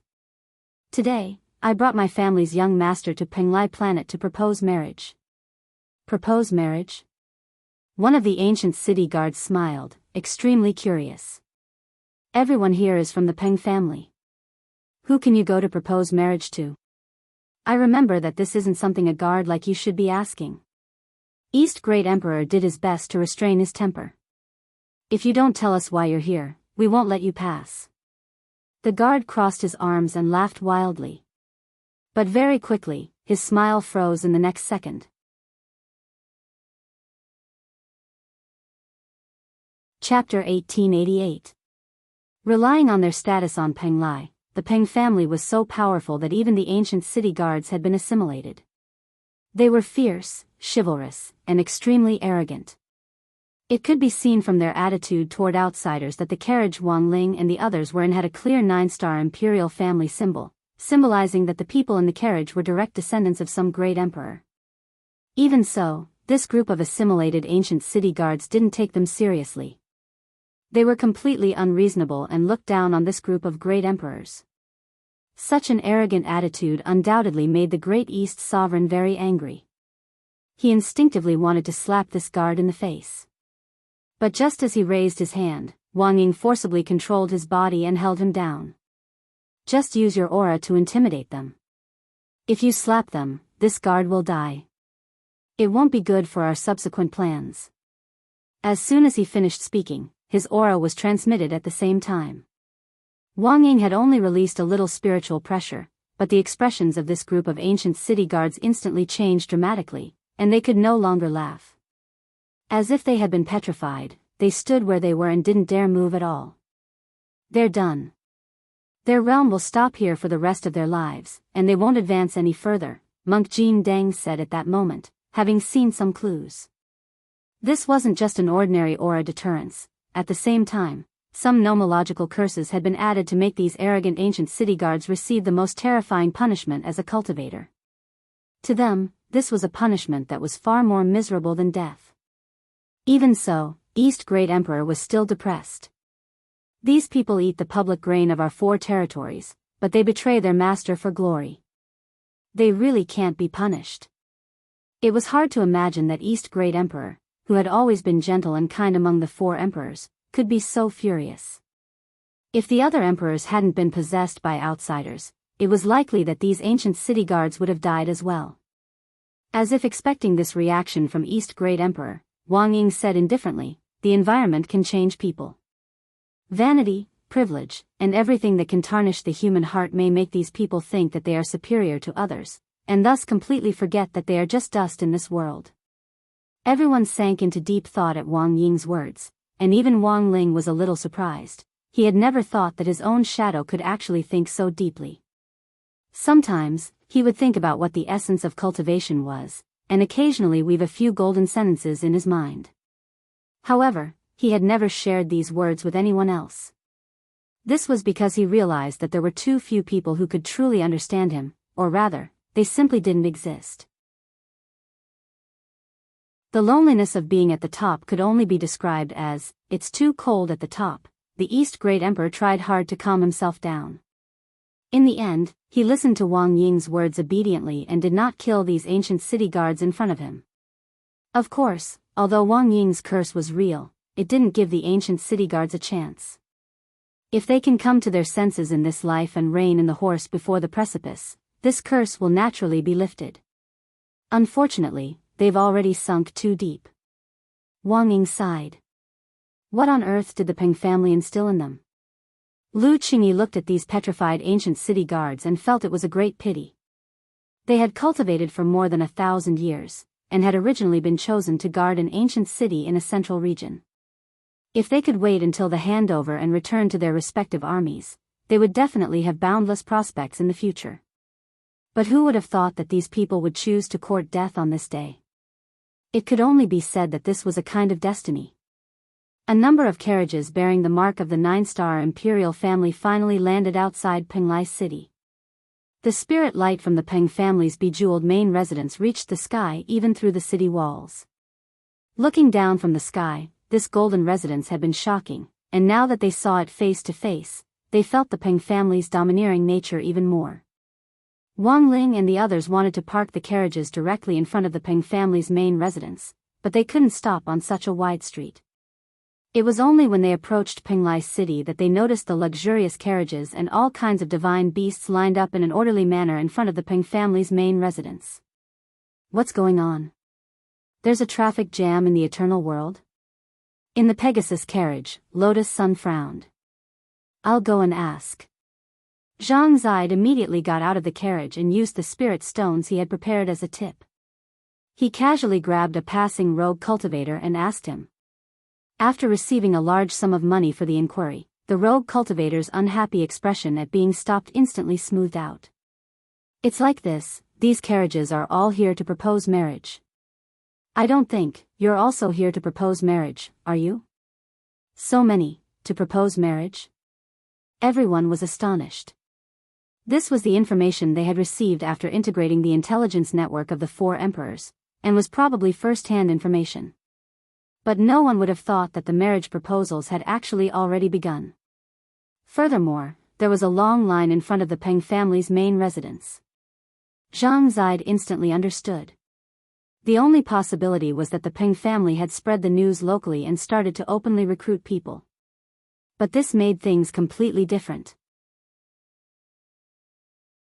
No matter how big the local families on Penglai were, they couldn't be as big as the Peng family, so the son-in-law they found definitely couldn't compare to the Peng family in terms of family background. At most, he would be a live-in son-in-law. Furthermore, he wouldn't be the Dragon King's live-in son-in-law. This astonished everyone on Wang Ling's side. This Peng Basin was the daughter of the Peng family. Why would she find a live-in son-in-law who didn't match their family background? How anxious was she to get herself married off? Miss Peng is a very eccentric person, and this marriage proposal was her idea to begin with. Lord Peng especially dotes on her, so Miss Peng practically handles everything herself. This passerby rogue cultivator looked like he was watching a melon. If Miss Peng takes a fancy to anyone, whether it's an official marriage or a live-in son-in-law, it's a supreme honor. Once you're on the Peng family's big boat, you definitely won't lack cultivation resources in the future.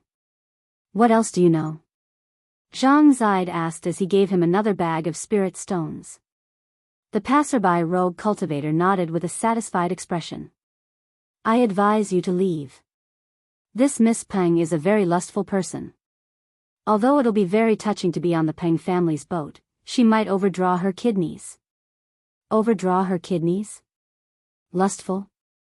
Why do you think so? Because I heard that Miss Peng isn't just going to marry a live-in son-in-law today. This long line is to recruit a harem for herself. How many have you chosen so far? Not yet, because the requirements are too high. The passerby rogue cultivator sighed. Ha ha ha, I was just watching the fun. There was a guy called Kushwan who was rejected by Miss Peng. She said that his kidneys weren't good.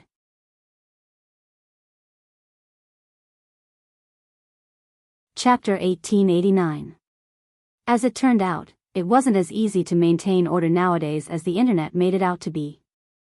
Even choosing a son-in-law had to be done according to the basic rules.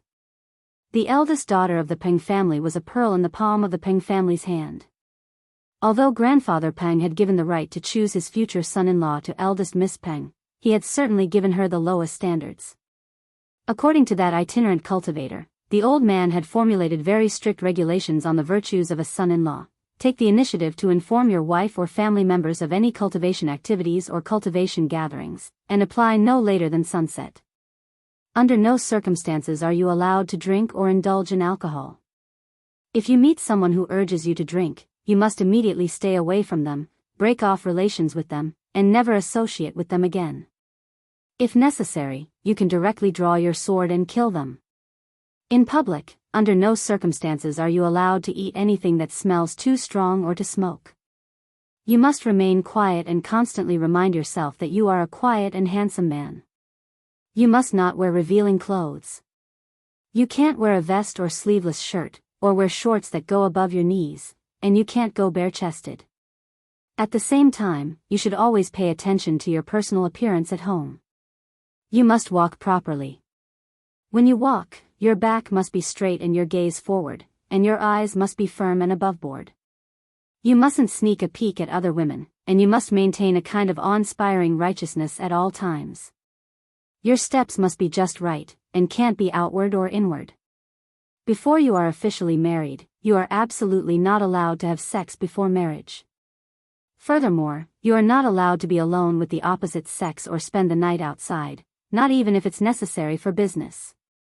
Because business in the cultivation world requires dual cultivation. You must report to your wife in advance before you buy anything worth more than 500 mixed spirit stones. If you don't have money, you can ask your wife, and she will provide you with a loan depending on the situation. The annualized rate depends on the situation, and can range from 8% to 999%. If the person is good-looking and meets all the other requirements, you can ignore all the above male virtues regulations. Seeing this, everyone couldn't help sucking in breaths of cold air and sighing heavily. No one thought that this eldest Miss Peng's father would actually be so honest. Good heavens, it's too hard to ask for direct conditions. I can't do it even if I'm so well behaved. As someone who already had a partner, Wang Zhen felt very sad about this. He even felt that this journey of eternity was already a very bad example for Lu Qingyi. What if Lu Qingyi imitated these men's ethics rules after he went back and made a new version of modern cultivation men's ethics rules for him? He really wouldn't be able to live on then. Seeing Wang Zhen's fearful expression, Lu Qingyi was very satisfied.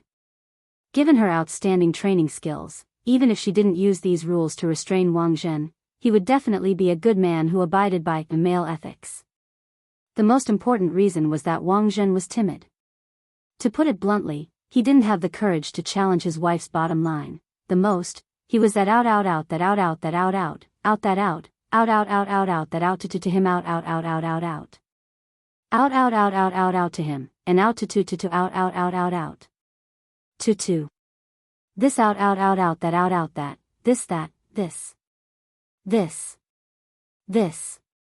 this to.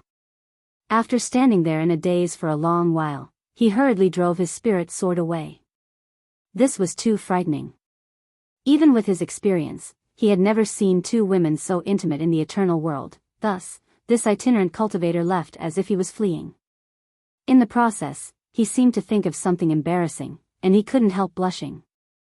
These were two women. It turned out that two women could do it. He felt that he was too inexperienced. In contrast, he felt that his friend, who had trained his little female cat to cultivate into a beautiful human girl and then married him, was a lot more normal. As if they could hear this cultivator's thoughts, the corners of Wang Ling's and Wang Ying's mouths twitched at the same time.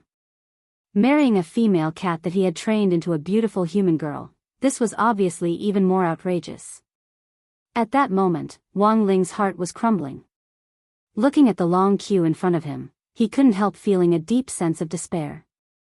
At this rate, the sun would be setting by the time they arrived. Furthermore, it seemed that the Peng family's headquarters had come up with a limit on numbers, which was to say that they might not even get a chance to propose today. Fortunately, because of Zhang Zipei, East Great Emperor now had a lot of funds at his disposal. As long as he had enough money, he could buy the number of the person in front of him. "Brother, our master is in a hurry. I wonder if you can be magnanimous?" Zhang Zipei asked on his behalf with a smile on his face. The person in front of them was also a noble young master. He looked elegant and seemed to be easy to talk to. However, in the eyes of the Peng family's headquarters, he was nothing more than a live-in son-in-law. "Who are you? You want to cut the line?" "I won't cut the line for free, I'll pay you. As long as you let us swap places, we're willing to pay you 500,000 Chaos Spirit Stones as a token of our gratitude," Zhang Zipei said, holding out a palm. The person in the carriage seemed to have heard Zhang Zipei's voice, and after hesitating for a moment, he decided to swap places. After all, whether or not he could become a live-in son-in-law was still a question, but 500,000 Chaos Spirit Stones was real money. After swapping places with satisfaction, the elegant young master in the carriage smiled at Wang Ling's carriage. "Brother, let me give you a piece of advice, money is useless. If this Miss Peng doesn't like you, you'll become a live-in son-in-law at most. How many people have been rejected before you? I think Miss Peng's standards are too high, and normal people won't like her. Then why did you come to line up?" Zhang Zipei snickered. The young master smiled. "Just think of it as a lottery ticket. What if I win? That's endless glory and wealth. This Peng family's headquarters has quite a background now. Everyone says that old Master Peng will be the future fifth emperor." As soon as he said this, the elegant young master's expression changed dramatically as he suddenly felt a huge chill coming from the carriage in front of him. It was the pressure of East Great Emperor, which immediately scared the elegant young master into silence, and he didn't dare speak at all. Just like that, Zhang Zipei spent money to buy places, and soon led Wang Ling, Lotus Sun, and the others to the main gate of the Peng family's headquarters. A steward of the Peng family's headquarters stepped forward.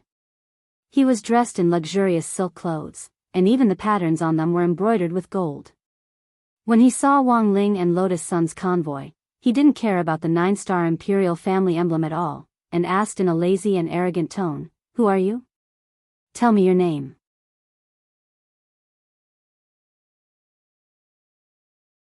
Chapter 1890. Wang Ling could see that the pattern on this steward's body wasn't from the eternal world, but was clearly the mark of the old world. At the bottom of the pattern was a surging wave woven from golden immortals and blue silk threads.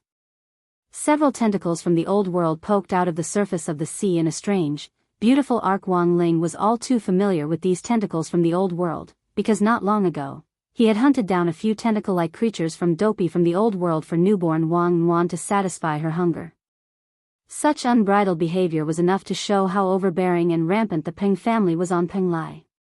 There was only a bit of time left before the sun completely set. Wang Ling, Lotus Sun, and the others had bribed everyone along the way to make it to the last round of interviews for the day. Looking at the time, a lot of people knew that they were the last group of people for the day. But the people behind them didn't immediately disperse, even though they knew that they wouldn't be able to make it today. The young talents who had come to propose got out of their cars one after another, intending to join in on the fun. After all, the last person to be interviewed was a nouveau riche who had bribed his way to the front with money. A lot of people wanted to see the Peng family pour cold water on this nouveau riche. There was a huge gap between the rich and the poor in the eternal world, but there were still plenty of rich people. Given the Peng family's status on Penglai, ordinary nouveau riche definitely wouldn't be interested in them. So when Wang Ling and the others arrived, this steward's expression didn't look good. He had been observing Wang Ling and the others' motorcade for a long time. They had actually bribed their way here with money? Just as the housekeeper of the Peng family revealed a look of disdain, Zhang Zibai took a step forward and took out a jade box from his sleeve. He pretended to respectfully open the jade box and handed it to the housekeeper with both hands. "Hello, housekeeper. My young master is here to propose marriage and hopes that housekeeper can lead the way. This is a small token of my appreciation, I hope you won't mind." Heh, the steward's disdain didn't diminish, and he smiled contemptuously. Heh, did they think his Peng family was a vegetarian? He hated this kind of nouveau riche the most. He was the dignified steward of the Peng family, and he was a somewhat famous figure on Peng Lai who didn't care how many rich people there were. A mere extraterrestrial nouveau riche actually dared to stand in front of him. Wait. This was, at first, he did not look carefully at the contents of the box. After a glance, he realized that it was an elixir, and it was no ordinary elixir. When the elixir in the jade box emitted a dazzling luster, the Peng clan's general manager's hand speed was extremely fast. He immediately closed the lid of the jade box. This alertness was actually because he didn't want the treasures and pills in the box to be seen by other busybodies. As the steward of the Peng family, his eyes were extremely sharp. He clearly knew that this was an ancestral Tao pill. This was a rare medicinal pill for breaking through to the Tao Father realm. Only great emperors could refine it. In reality, among the people who came to propose today, there were indeed many who came in the name of the 3-star, 6-star, or 9-star imperial family. However, it was the first time that the Peng family's chief steward had seen someone who used the Tao ancestor pill as a stepping stone. Although he didn't like this nouveau riche in front of him, he couldn't help feeling a little hesitant in the face of this Tao ancestor pill. For him, this kind of greeting gift was like giving him a pillow when he was sleepy. He had been stuck at the Tao God realm for a long time, and was just a step away from breaking through to Tao ancestor. However, he had always lacked comprehension. If he didn't break through with external help, he was afraid that his realm would stop here for the rest of his life. In the next moment, his expression softened a little as he personally accepted the jade box and stepped aside. "Young master, you're too polite. I will kindly accept this gift. Please come in, young master, but there are still a few more tests. If you can pass all of them, you can officially marry my family's young lady. If you can't, young master, you can consider becoming a son-in-law or directly leave." Understood. Inside the carriage, Lotus Sun took a deep breath and stepped out of the exclusive royal carriage of the 9-star imperial family under everyone's gazes. To tell the truth, she didn't feel any stage fright. Before she had fallen in love with Wang Ling and learned to keep a low profile, she had once enjoyed being the center of attention. But now, it could only be said that she had returned to her old profession. As the future young master of Huagua Water Curtain Group, she had an innate ability to control the overall situation and confidence. This kind of bearing couldn't be considered ordinary. Coupled with the exquisite makeup that Lu Qingyi and Yu Yuqing had put on Lotus Sun, her immortal aptitude was already enough to stun everyone present. Which territory is this imperial family from? How come I've never seen this person before? Look at the patterns on his body, which combine the styles of the 4 territories. He definitely has an extraordinary background. Maybe he's favored by all 4 emperors at the same time. My God, there's someone like this in the world? The busybodies on the street who had joined in on the fun immediately started talking among themselves. To be honest, when he saw Lotus Sun in person, even the director of the Peng family was stunned for a moment. He believed himself to be very knowledgeable and knew almost all the famous families in the 4 regions, but he didn't remember such a person at all. To have the patterns of the 4 territories directly tattooed on the same robe, this alone was enough to prove that this person's identity was no small matter. "Before young master enters, please tell me who you are." "My name is Wang Rongxia," Lotus Sun answered without hesitation. Her identity was completely fake, and had been created by the core members of the battle sect who had impersonated the 4 emperors, so everything about this fake identity had been done flawlessly. Lotus Sun had already thought of a fake name. This was made up of the name of the character she had impersonated, Xia Xinyan, the homonym of her own name, and the surname of the person she liked. Wang Rongxia. The director of the Peng family carefully chewed on this name and began to do a carpet search in his mind, but it was as if he had lost his memory and couldn't remember anything. No matter how much he rummaged through the memories of those prestigious families, he couldn't find such a person. Of course, he also began to suspect that Lotus Sun was a fake identity. But even if it was a fake identity, the price to pay was a little too high. A Dao ancestor pill as a stepping stone, what kind of wealth was this? It didn't seem fake at all, thus, the steward of the Peng family finally didn't stop her, and welcomed her in. So it's young master Wang Rongxia. Please come in, young master. In any case, there were still a few more tests, and he didn't think Lotus Sun would be able to pass them. The person in charge of the first test was a middle-aged man who looked like a scholar. He sat in front of a table and propped up his chin with his fingers crossed as he looked at Lotus Sunday, sweeping a glance at the chair in front of the table. He smiled meaningfully. Young master, please take a seat. If you want to marry my family's young miss, the first test is a discussion of Tao. Okay. Lotus Sun nodded. Back in the carriage, East Great Emperor had already guessed this part. The middle-aged man nodded, then began to ask, there are countless paths of cultivation. May I ask, young master, how should you find your own path? Lotus Sun thought for a moment, then answered, there are no paths in this world, but when there are people, there are paths. As soon as she said this, the whole audience burst into thunderous applause. The middle-aged man was clearly stunned when he heard this. Good answer, young master. Then may I ask, if someone is unable to break through after a long time and can't feel any hope, what would you think? Hope is attached to existence. With existence, there is hope, and with hope, there is light. Good, easy to understand. The middle-aged man was already completely stupefied.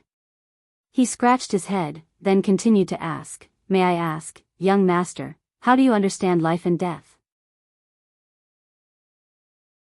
Lotus Sun, dead life has already decayed. I am very happy with this decay, because I know that it isn't empty. The middle-aged man was shocked. Young master is so young, how can you say such a thing? Lotus Sun smiled. Is this also a question? The middle-aged man shook his head. No, it's just a personal question. Young master, you don't have to answer. Lotus Sun said, it's all because my master taught me well. The middle-aged man, may I ask, who is young master's master? Which sect is he from? Lotus Sun smiled. I don't belong to any sect, and people call me Brother Sun.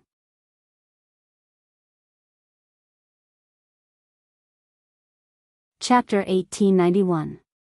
Wednesday, January 7th, Wang Ling and Lotus Sun didn't return all night and didn't report to school the next day, which attracted the attention of the two families. Sun Yiyuan paced around anxiously. He only had one granddaughter, but she disappeared without a trace. Most importantly, as far as Sun Yiyuan knew, Lotus Sun had always been extremely obedient and well-behaved, so there was no way she would disappear for no reason. Now that she had disappeared, however, Sun Yiyuan began to feel a strong sense of crisis. The incident with the Shadow Stream killers last year was still vivid in his mind as if it had happened yesterday. His heart was a mess and he didn't know what to do at the moment. He had called Odd Zhua and found that he had also disappeared. Using his connections, he had finally found Grenade-throwing Senior Immortal. Senior Immortal, I only have one granddaughter. You have to tell me the truth, do you really not know where she went?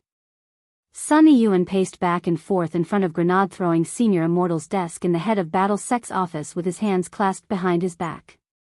He was sweating profusely because of his ancestral imagination genes, and he was thinking of a lot of terrible things.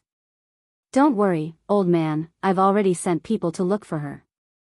Miss Sun is naturally safe and sound, Grenade-throwing Senior Immortal said reassuringly. In fact, he was also privy to this matter. How could he, as the head of Battle Sect, not know where so many core members had been mobilized? As for why they hadn't returned overnight, Grenade-throwing Senior Immortal's guess was that they might have run into some trouble, so he had called Wang Ling last night and realized that he couldn't get through to him. Thus, Grenade-throwing Senior Immortal's guess was that Wang Ling had to be with this group of people on a similar mission. So with Wang Ling around, there was no need to panic at all, it was only a matter of time before they were dealt with. They just needed to be patient and wait for them to reply on their own. Senior Immortal, do you have any basis for this? My Rongrong isn't even at the golden core stage. In this big world, it's too easy for foundation establishment cultivators to get into accidents. If someone bullies her, or... Just as Sunny Yuan was thinking of something even more terrifying, grenade-throwing Senior Immortal hurriedly interrupted him. Old man, don't think too much, he sighed in his heart. It was only because Old Man Sun didn't know Lotus Sun's true battle strength that there were a lot of things that he couldn't explain clearly. A foundation establishment cultivator was being bullied? Of course I don't exist. Your granddaughter has Ling Jinren's backing. It's already good enough that she doesn't bully others. This was the #1 foundation establishment stage cultivator on Earth. Grenade-throwing Senior Immortal could still vividly remember how he had cut down the old god of the god race with one slash back then. Back then, it hadn't even reached the level of 9 cores Mysterious Sea. Now, the Mysterious Sea had 9 Heaven's Path magic cubes fused into it. It was practically unstoppable. However, when he answered the phone earlier, he had already expected that Grandpa's son would do this, so he had already thought of a way to comfort him. After fiddling with it for a bit, grenade-throwing Senior Immortal took something out of his sleeve. It was a Dao talisman that contained enormous spirit power, and Sunny Yuan's eyes immediately lit up. This is Death Substitute Talisman. Grenade-throwing Senior Immortal said. Actually, this was the surplus that Wang Ling had asked the 2 Life and Death Heavenly Dao brothers to set up last time. It was just that he was now using it as an excuse to comfort someone. He said, I came across this by chance and wanted to give it to Miss Sun as a gift. But Miss Sun wouldn't accept it, so I thought of a way to secretly bind it to her. In other words, the owner of this Death Substitute Talisman is Miss Sunday. The Death Substitute Talisman hasn't been activated yet, which proves that Miss Sun is definitely safe. We just need to increase our search and wait for a reply. Hearing this, Sunny Yuan finally let out a long sigh of relief. That's good, his nerves eased, and he even forgot to ask about the true origin of this Death Substitute Talisman. After all, it was almost impossible to find anyone in this world who had the ability to draw this kind of Dao talisman. Looking at Sunny Yuan's relieved expression, grenade-throwing Senior Immortal had mixed feelings in his heart. Looking up at the sky, he felt that Crispy Noodles Dao Monarch, whom he had sent out earlier, should already have news from Wang Ling. As a real clone, Crispy Noodles Dao Monarch's thoughts and consciousness were completely independent, but he could still sense the original body. Thus, he had very easily found the apartment building where Li Xian lived, and from the security guard at the entrance, he had more or less guessed what had happened. Because this apartment building was now part of Huaguo Water Curtain Group's property, Crispy Noodles Dao Monarch's first guess was that Wang Ling and Lotus Sun had definitely come here to investigate this Li Xian, and had definitely found something in the apartment building.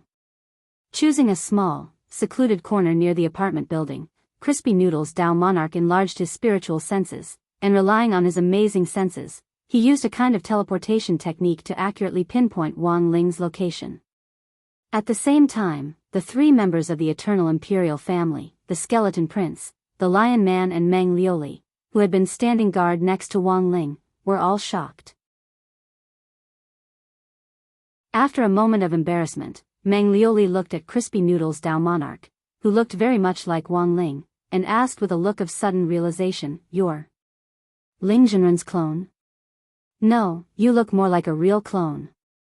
As a member of the Eternal Imperial family, Meng Liuli had a certain level of knowledge. Seeing that these 3 people were concentrating on standing guard for Wang Ling, Crispy Noodles Dao Monarch relaxed a little. He could tell that these 3 people didn't have any ill intentions, otherwise they would have already attacked him the moment he landed. I understand, you must be worried because you couldn't find Ling Jinren, right?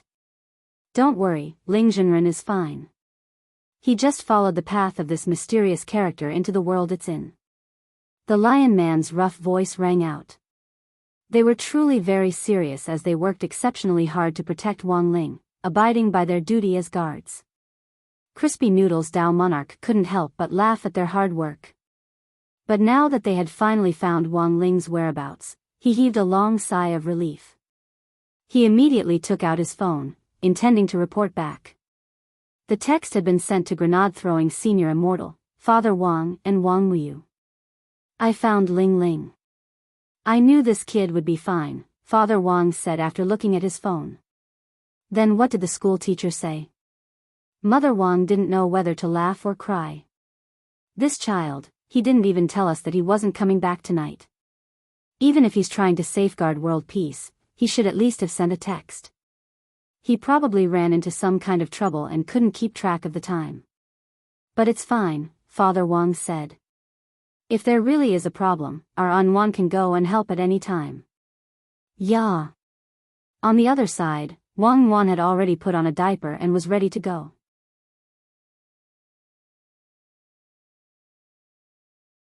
Chapter 1892. Wang Muyu had played his part these days and obeyed all orders. He just wanted to see Wang Ling and Lotus Sun as soon as possible. In the end, the days that he had been longing for passed by one after another, and he hadn't expected them to stand him up again in the end. He wasn't an insensible child, and immediately knew that Wang Ling and Lotus Sun had probably run into some trouble. When he thought of the extremely realistic dream he had a few days ago, his rainbow dragon heart immediately tensed up. The Dragon Clan's prophetic dreams might not be as accurate as Wang Ling's, but the chances of them hitting the mark weren't low either. He dreamed of someone stabbing Wang Ling in the back. A white knife went in and a red knife came out, directly piercing Wang Ling's heart from behind, and then stirring in his chest in a strange spiral. Wang Muyu had been startled awake by this nightmare, drenched in sweat. He was well aware that this was a prophecy, and that Wang Ling was about to be assassinated. Fortunately, he had received a reply from Crispy Noodles Dao Monarch. He knew that his father wasn't acting strangely, it was just that he might be entangled in some troublesome matter, and would need some time before he could extricate himself. Wang Muyu breathed a sigh of relief and looked out of the window. In the huge Sun family's castle and the bedroom that was the size of several living rooms, he was the only one here. The feeling of longing and loneliness surged in his heart in an instant. The high-tech toys and all kinds of imported snacks and drinks which Old Man Sun had meticulously prepared in the bedroom had all become tasteless at that moment. The maids in the Sun family's castle all had standard professional smiles. Wang Muyu could see that no matter what kind of question he asked, the other party had a standard set of words to answer, making it impossible for him to vent his anger on this group of people. Wang Muyu rang the bell, and very quickly, a maid pushed open the door and came in. Looking steadily out the window, he asked, "When will Grandpa's son be back?" The maid thought for a moment, then replied patiently, "Young Master Muyu, don't worry. Old Master may or may not be on his way back. We can only find out after a few hours or even longer when the gate of the castle is pushed open." Wang Muyu, sure enough, the maid's reply was the same as if she hadn't said anything. Although he'd long since figured out the language system of this group of servants, Wang Muyu's heart was still on the verge of collapse. All he needed to know was whether or not he would be back, or when he would be back.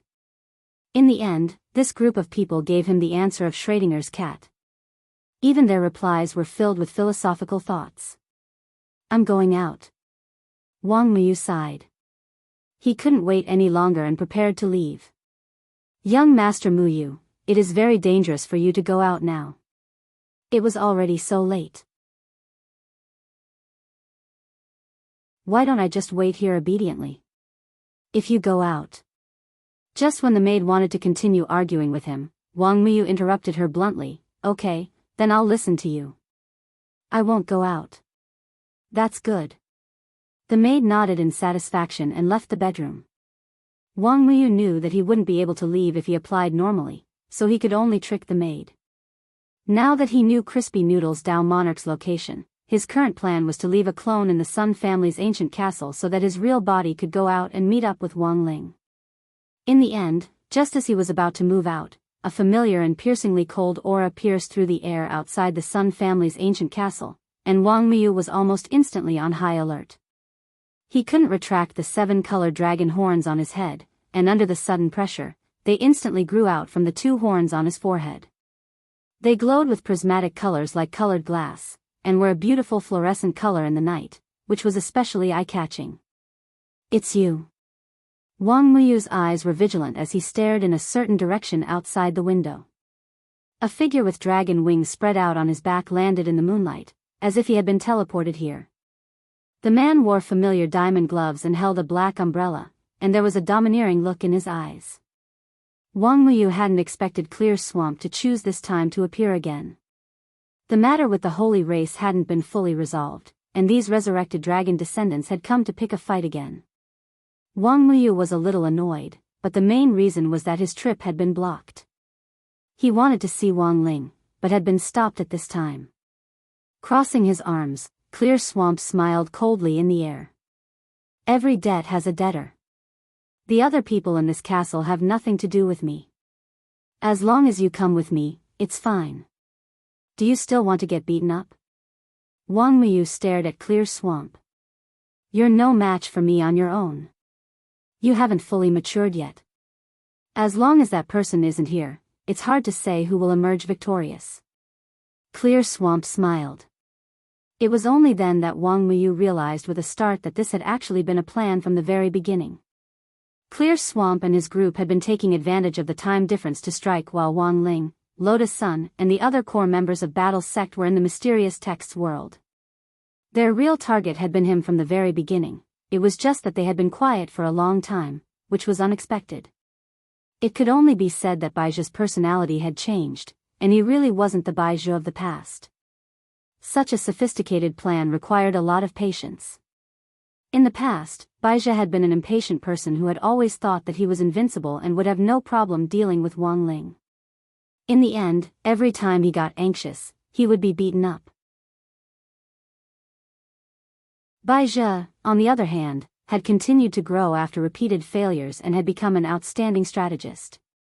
This was indeed a little unexpected. At this moment, Wang Muyu's expression became serious. He stared at Jing Zhe, who was hovering in the void, and felt that the other party had become stronger than when he first saw him. It was a change that was close to being reborn. It had not been a long time. According to the human cultivation world, it had not even been a month. Yet, it had grown to such an extent. But Wang Muyu didn't panic. Clear Swamp had indeed become stronger, but while it looked like he had been playing around, he had actually been going through all kinds of hard training. It looks like you don't want to go with me, so I'll have to take you back by force.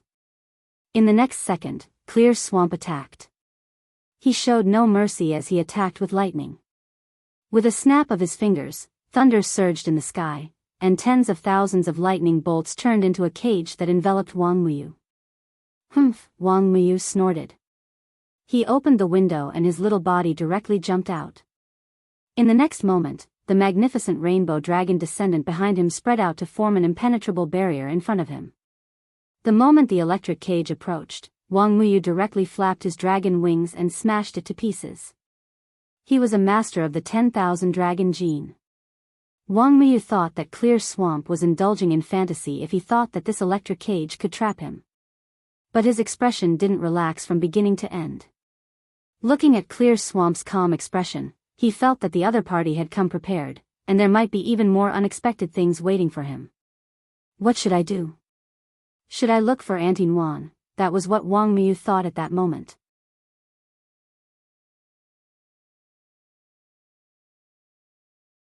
Chapter 1893. At the same time, in Li Xian's apartment, the three members of the royal family suddenly saw Crispy Noodle's Dao Monarch look in one direction with a vigilant expression. Protecting Wang Muyu was part of Crispy Noodle's Dao Monarch's responsibility. He had sensed that something was wrong with Wang Muyu, which was why he was so vigilant. But for a real clone, the safety of the main body was always the top priority. Based on the primary and secondary law, he couldn't leave Wang Ling's side now. Even though Wang Ling had 3 guardians of the eternal imperial family, he still didn't feel that this was stable enough. Crispy Noodle's Dao Monarch, if you have something to do, you can go first. We're here, the skeleton prince volunteered. However, Crispy Noodle's Dao Monarch's indifferent reply was, even with the 3 of you, there's no guarantee that his lord will be safe. The 3 of us are the eternal imperial family. I know. Crispy Noodle's Dao Monarch nodded with a smile. But you're still too weak. The skeleton prince and the other two felt their hearts wrench when they heard this. They had kindly offered to stand guard here, but in the end, they had been doused with cold water. This was something they had never expected. In fact, it wasn't that Crispy Noodles Dao Monarch looked down on these three eternal imperial family members, but had come to this conclusion based on the current situation and repeated comparisons. If they were dealing with an ordinary eternal being, leaving three eternal imperial family members alive would definitely be enough. But now that the opponent was from the Dragon Clan, everything was uncertain. The reason why Wang Ling hadn't killed Baizhi earlier was also part of his plan, and Crispy Noodles Dao Monarch was also aware of this plan. Baizhi was now particularly cautious and wouldn't act rashly. Once the other side launched a large-scale attack, he would definitely reveal all his trump cards. In Wang Ling's eyes, the daily harassment was already child's play. Baizhi also knew that this method wouldn't be able to completely destroy Wang Ling, so both sides were now laying out a big plan. Baizhi was waiting for his trump cards to be fully prepared before launching an all-out attack. Wang Ling, on the other hand, was waiting for Baizhi to launch an all-out attack before directly catching them all in one fell swoop, not giving the other side any chance to turn the tables. Looking at the current situation, it was very clear that Wang Muyu was a very crucial element in Baizhi's overall plan. It could be seen from the repeated robberies that the other party had planned. Although he was also waiting for Baizhi to launch an all-out attack, this didn't conflict with protecting Wang Muyu, even if he wasn't used to this little guy's sudden arrival at first.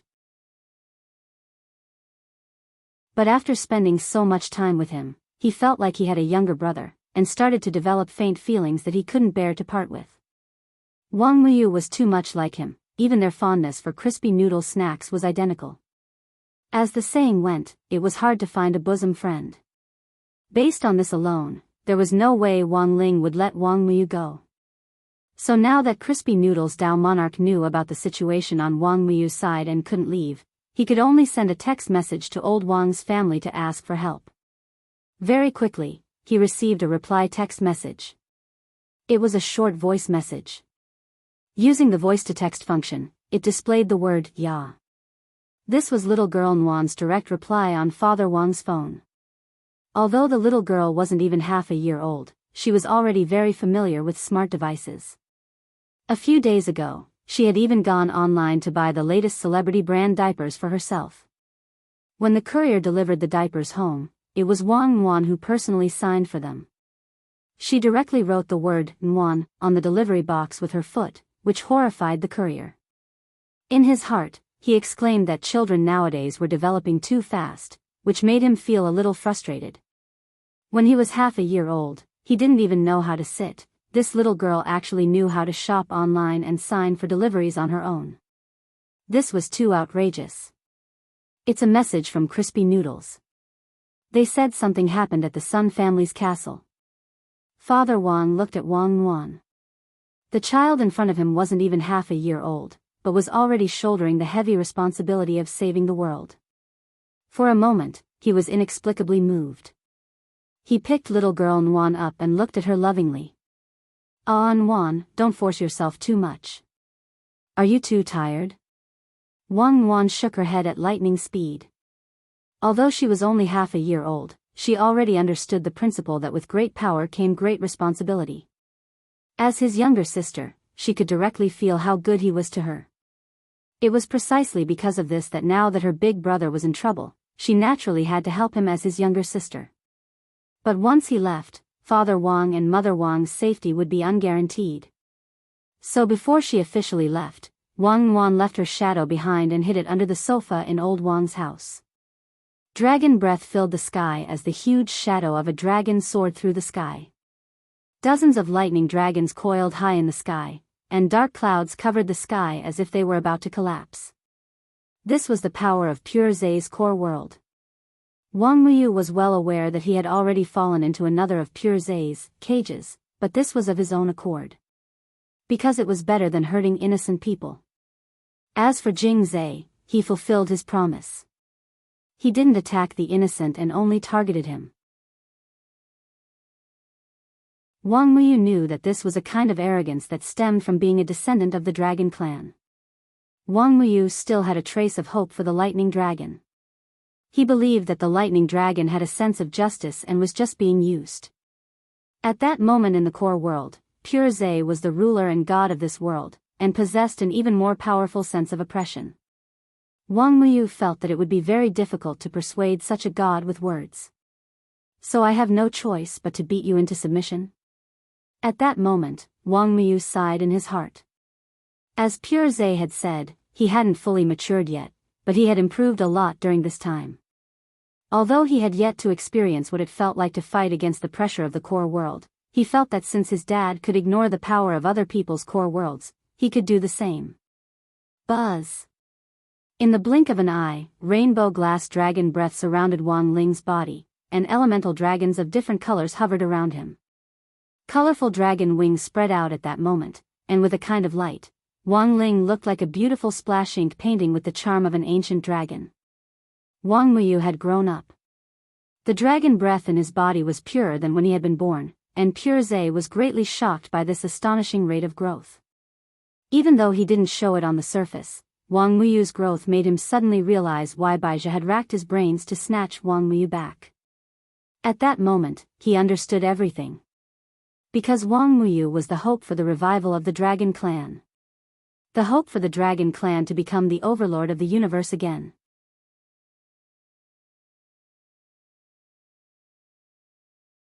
Chapter 1894. Jing Zhe soared into the sky, and the power of thunder surged around him. His divine power was surging, and the pressure was oppressive. In the heyday of the Dragon Clan, a battle between two dragons was an extremely terrible thing, because it would indicate a destructive planetary war. However, in Jing Zhe's inner world, with the help of the eternal moon starlight bestowed by Baizhi, his entire inner world had been strengthened. It was as if a layer of tempered film had been stuck on it. No matter how turbulent the inside was, the walls of the inner world remained intact. This made Wang Muyu, who had noticed this scene at the same time, feel relieved. With such a strong inner wall, he and Jing Zhe could fight without restraint. And it was obvious that Jing Zhe came prepared. He did not dare to have the slightest neglect. The seven-colored glazed dragon chi was boiling all over his body, lingering around his small body, making his body appear magical and translucent. He soared into the sky and spat out seven-colored dragon flames. The amazing power of the elements directly swept in front of him, directly meeting the thunder dragon summoned by Jing Zhe. At this time, Jing Zhe's face did not relax in the slightest. This was a collision between psionic powers. He knew that Wang Muyu was extremely talented. He had condensed the power of 10,000 dragons in his body, had thousands of changes, and could use the abilities of every kind of dragon. This was the most terrifying thing about Wang Muyu. However, in Jing Zhe's view, this was also a fatal flaw before he had completely cultivated it. No matter how many dragon abilities one had, it would be useless if they were not proficient in all of them. Obviously, Wang Muyu had also thought of this. Therefore, he had integrated a variety of elemental powers in the dragon flames at the same time, wanting to use this hodgepodge method to make up for the shortcomings. You haven't cultivated to the peak. Everything is in vain. Jing Zhe said coldly. His face was solemn. He had already developed the potential of the lightning dragon to the extreme, and was completely unafraid of the seven-colored dragon flames spewed by Wang Muyu. The powerful thunder dragon's breath formed a huge pillar of light, as if the heavens were collapsing, and directly offset the dragon flames spewed by Wang Muyu. It was a combination of a variety of dragon abilities, but it still could not compare to Jing Zhe's top-notch lightning dragon power, which made Wang Muyu unhappy. Compared to the last time, Jing Zhe had made too much progress. Even under the guidance of Baizhi, such a growth rate was amazing. At one point, it was even close to surpassing him. Wang Muyu thought that his growth potential was the best among all the dragon descendants, but he didn't expect it to be the same. Of course, putting aside talent, Jing Zhe might have used other methods to quickly raise his level. But in such a short period of time, how was it done? Wang Muyu's expression did not change. His first move had allowed him to know Jing Zhe's strength as a top-notch lightning dragon.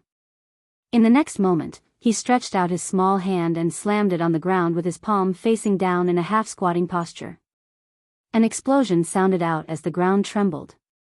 Numerous elemental dragons soared into the air from the ground, giving off a heaven-shaking sound as the heavens and earth started to tremble. Seeing this scene, Jingze raised his eyebrows. This was too wasteful. He didn't take spiritual power consumption into consideration at all. No matter how heaven-defying a person was, in modern terms, there was still a blue bar. It was impossible to use skills without limit. Thus, in a duel between top experts, consumption would be taken into account during the fight, and they would calculate the time to release the corresponding ability at the right time, thus setting the pace of the entire fight. Jingze could also tell from his probing that while Wang Muyu's rich and overbearing style of play meant that this little guy had unlimited spirit energy, it was also a sign that he lacked combat experience. Let him exhaust himself, and we'll definitely win. A voice from the other side of the universe rang out in Jingze's mind. It was a familiar man's voice, and if Wang Ling had been present, he would have easily recognized this person. On the other side of the universe, a huge dragon the size of a star was entrenched there. Emitting holy moonlight, it issued commands from the depths of the infinite Milky Way as it remotely commanded Jingze. This was a type of long-range microcontrol. Baizhi had entered the field. Jingze didn't obstruct Baizhi's judgment, and instead used his own methods to provide support and assistance. In order to divert Wang Ling's attention, he had painstakingly planned this eternal chess game in order to bring Wang Muyu back. Wang Muyu was the most crucial chess piece in his plan. Today, he had chosen to let Jingze take action, and he himself was personally in command. This was a determined attitude. With someone backing him, Jingze naturally had nothing to fear. He opened his black umbrella, and at that moment, activated its other form. Wang Muyu's eyes were shaken. He hadn't expected this black umbrella to actually have a bow form. The moment the black umbrella opened, the ribs rearranged themselves under Jingze's control to turn into a pitch-black bow and arrow wrapped in black lightning. The handle of the umbrella separated on the spot, and the hook at the end spun to perfectly latch onto the black umbrella's bowstring, directly turning it into a giant arrow. The endless power of lightning jumped and surged on the bow and arrow, as if it had absorbed the power of lightning from the entire universe. Then, boom! With a deafening explosion, Jingze abruptly fired the bow and arrow that the black umbrella had turned into with tremendous power. Space shattered inch by inch as it whistled through the air, and even the inner wall of the core world started to shake under the tremendous impact. If it wasn't for Baizhi's support in secret, the core world might have already collapsed. With astonishing power, the giant arrow streaked across the sky with an overbearing momentum as it directly pierced through Wang Muyu and the elemental dragon that he had summoned. Then, guided by Jingze's lightning, the lightning arrow returned to his hand in the blink of an eye, becoming a perpetual motion, like a bullet that would never run out of bullets. The elemental dragons that Wang Muyu had summoned came in all shapes and sizes, and filled this small space. However, Jingze had used his black umbrella to transform it into a bow and arrow to destroy them one by one, which was something Wang Muyu had never expected. To Wang Muyu's horror, Jingze's arrow did not simply pierce through his elemental WYRM. Instead, it seemed to have absorbed the power of the elemental WYRM every time it was retracted. The power was like a stream that was constantly being superimposed on the arrow. By the time Wang Muyu saw through Jingze's intentions and wanted to retrieve the elemental dragon, it was already too late. Jingze, who had already dealt with the last elemental dragon, had already aimed the arrow at Wang Muyu. Then, he pulled the bow fully and released it.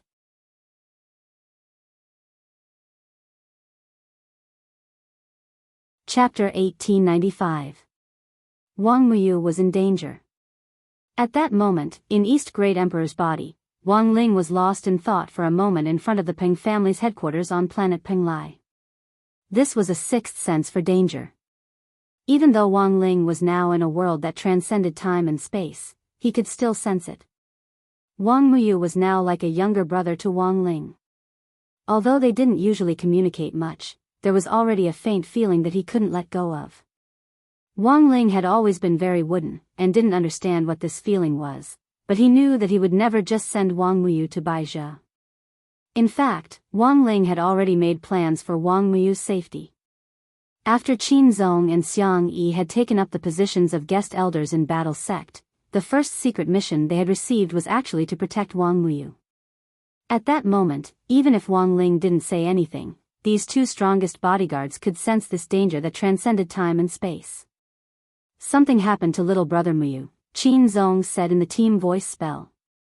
In order not to disturb Lotus Sun's marriage proposal test, he could only talk to Xiang Yi alone. Did Baizhi make a move? Xiang Yi asked. That's right. Judging from his combat strength, he's still a dragon descendant. Qin Zong frowned slightly. I now have reason to suspect that we were arranged to go to eternity as part of their plan. They want to take the opportunity to attack little brother Muyu. Speaking up to this point, Xiang Yi, who was playing the role of North Emperor, suddenly smiled. Unfortunately, they found the wrong person. After all, it was Wang Ling's job to protect Wang Muyu, so Qin Zong and Xiang Yi were extremely serious. As they talked, they used their own heaven-defying methods to find out most of the situation in the modern cultivation world. Yo, this kid is pretty arrogant. He even uses a bow and arrow. Interesting. When Xiang Yi saw Jing Zhe transform that black umbrella into a bow and arrow, he started to get a little excited. Qin Zong seemed to have guessed what Xiang Yi was going to do. So, you want to snipe him? I do that a lot. Xiang Yi scratched his head. And my bullets will never rust.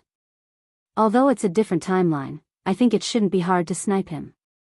Nguyen Jinren seems to be ready to make a move as well. I just need to buy some time. In the past, Xiang Yi's sniping targets were a lot of cutting-edge alien technology. But now, the target of sniping was actually a bow and arrow classified as a dragon descendant magic weapon. This new experience also made Xiang Yi eager to try. His Nine-Yang Divine Sword was a powerful super heavy sniper rifle. He wondered what would happen if he were to face off against this bow and arrow of an immemorial dragon descendant. Thinking of this, Xiang Yi couldn't stay any longer. He quickly said to Qin Zong, "Excuse me, I'll go find a seat. Little brother Muyu is in danger. Do you want me to stand on the side? Can I give you some assistance?" Qin Zong asked. "No, I'll be back soon." Xiang Yi shook his head and said. Boom. On the other side, Jing Zhe's diamond glove and the black umbrella that had transformed into a bow glowed at the same time. The two most powerful dragon descendant artifacts surged with endless lightning, and at the same time, they emitted a kind of holy moonlight. That was the power that Baizhi had bestowed upon him from afar. When this arrow was shot, all things were destroyed. It was as if a god had descended onto the world, as if it could pierce through everything. Wang Muyu's expression changed. He could feel the power contained in this arrow. It was truly astonishing. The moment Jing Zhe let go, the heavy lightning pressed forward like overturning seawater. It had the effect of moonlight tracking, which was an additional ability of Baizhi's. No matter how Wang Muyu dodged, this arrow would still stab him. This was an arrow with 100% hit rate. It was only then that Wang Muyu realized the difference in tactics between him and Jing Zhe. It wasn't that his strength was inferior to Jing Zhe's, but it was completely due to his lack of combat experience that caused the situation before him. More importantly, Wang Muyu hadn't expected the black umbrella in Jing Zhe's hand to have such an effect. It could transform into a bow. This was an unstoppable attack. Wang Muyu knew that he would definitely be hit, but he still put up a last-ditch struggle. Otherwise, the arrow would hit his vitals. He worked hard to calculate the power and distance of the arrow. Finally, at the moment of impact, he used the Gravity Dragon's ability to reconfigure the surrounding space's gravity to buy himself some time. However, the power of Jing Zhe's arrow was too strong. This kind of delay was like trying to put out a burning cart of firewood with a cup of water. He couldn't block the huge power of this arrow. The arrow directly pierced through his left shoulder, creating a thunderstorm. 7-colored glass dragon blood instantly gushed out, splattering all over the ground. You can't escape. Jing Zai's face was expressionless. He raised his hand, and lightning surged in his palm. Once again, he used the power of lightning to call back the arrow. This time, the arrow was mixed with the power of Wang Muyu's glass dragon blood, causing the arrow's ability to reach a new level. He didn't want to kill Wang Muyu, but he brought out 100% of his combat power. Jing Zai knew very well that this was the only way he could seriously injure this talented little guy who had fused with the 10,000 dragon gene and brought him back. At this time, Wang Muyu had already been hit by his arrow. As long as the second arrow hit, Wang Muyu would no longer be able to resist.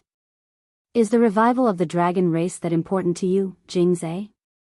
Wang Muyu asked. He didn't understand why Jing Zai would pursue this so painstakingly. He didn't even hesitate to bend his knees and be driven by evil people.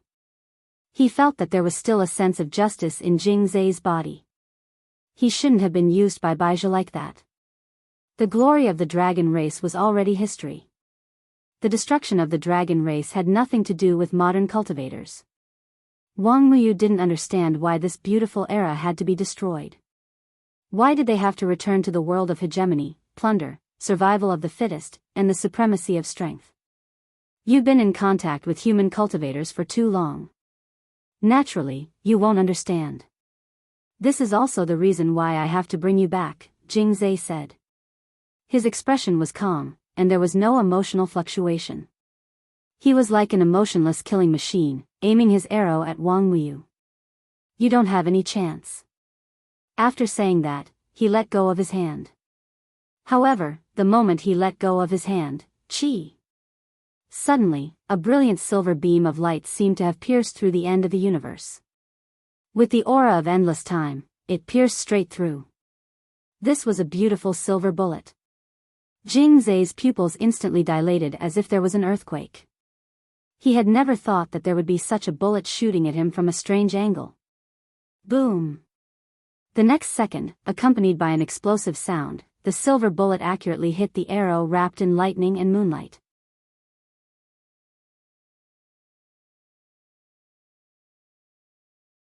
Chapter 1896. This silver bullet had come from beyond the sky with astonishing accuracy, and it had pierced through the core world.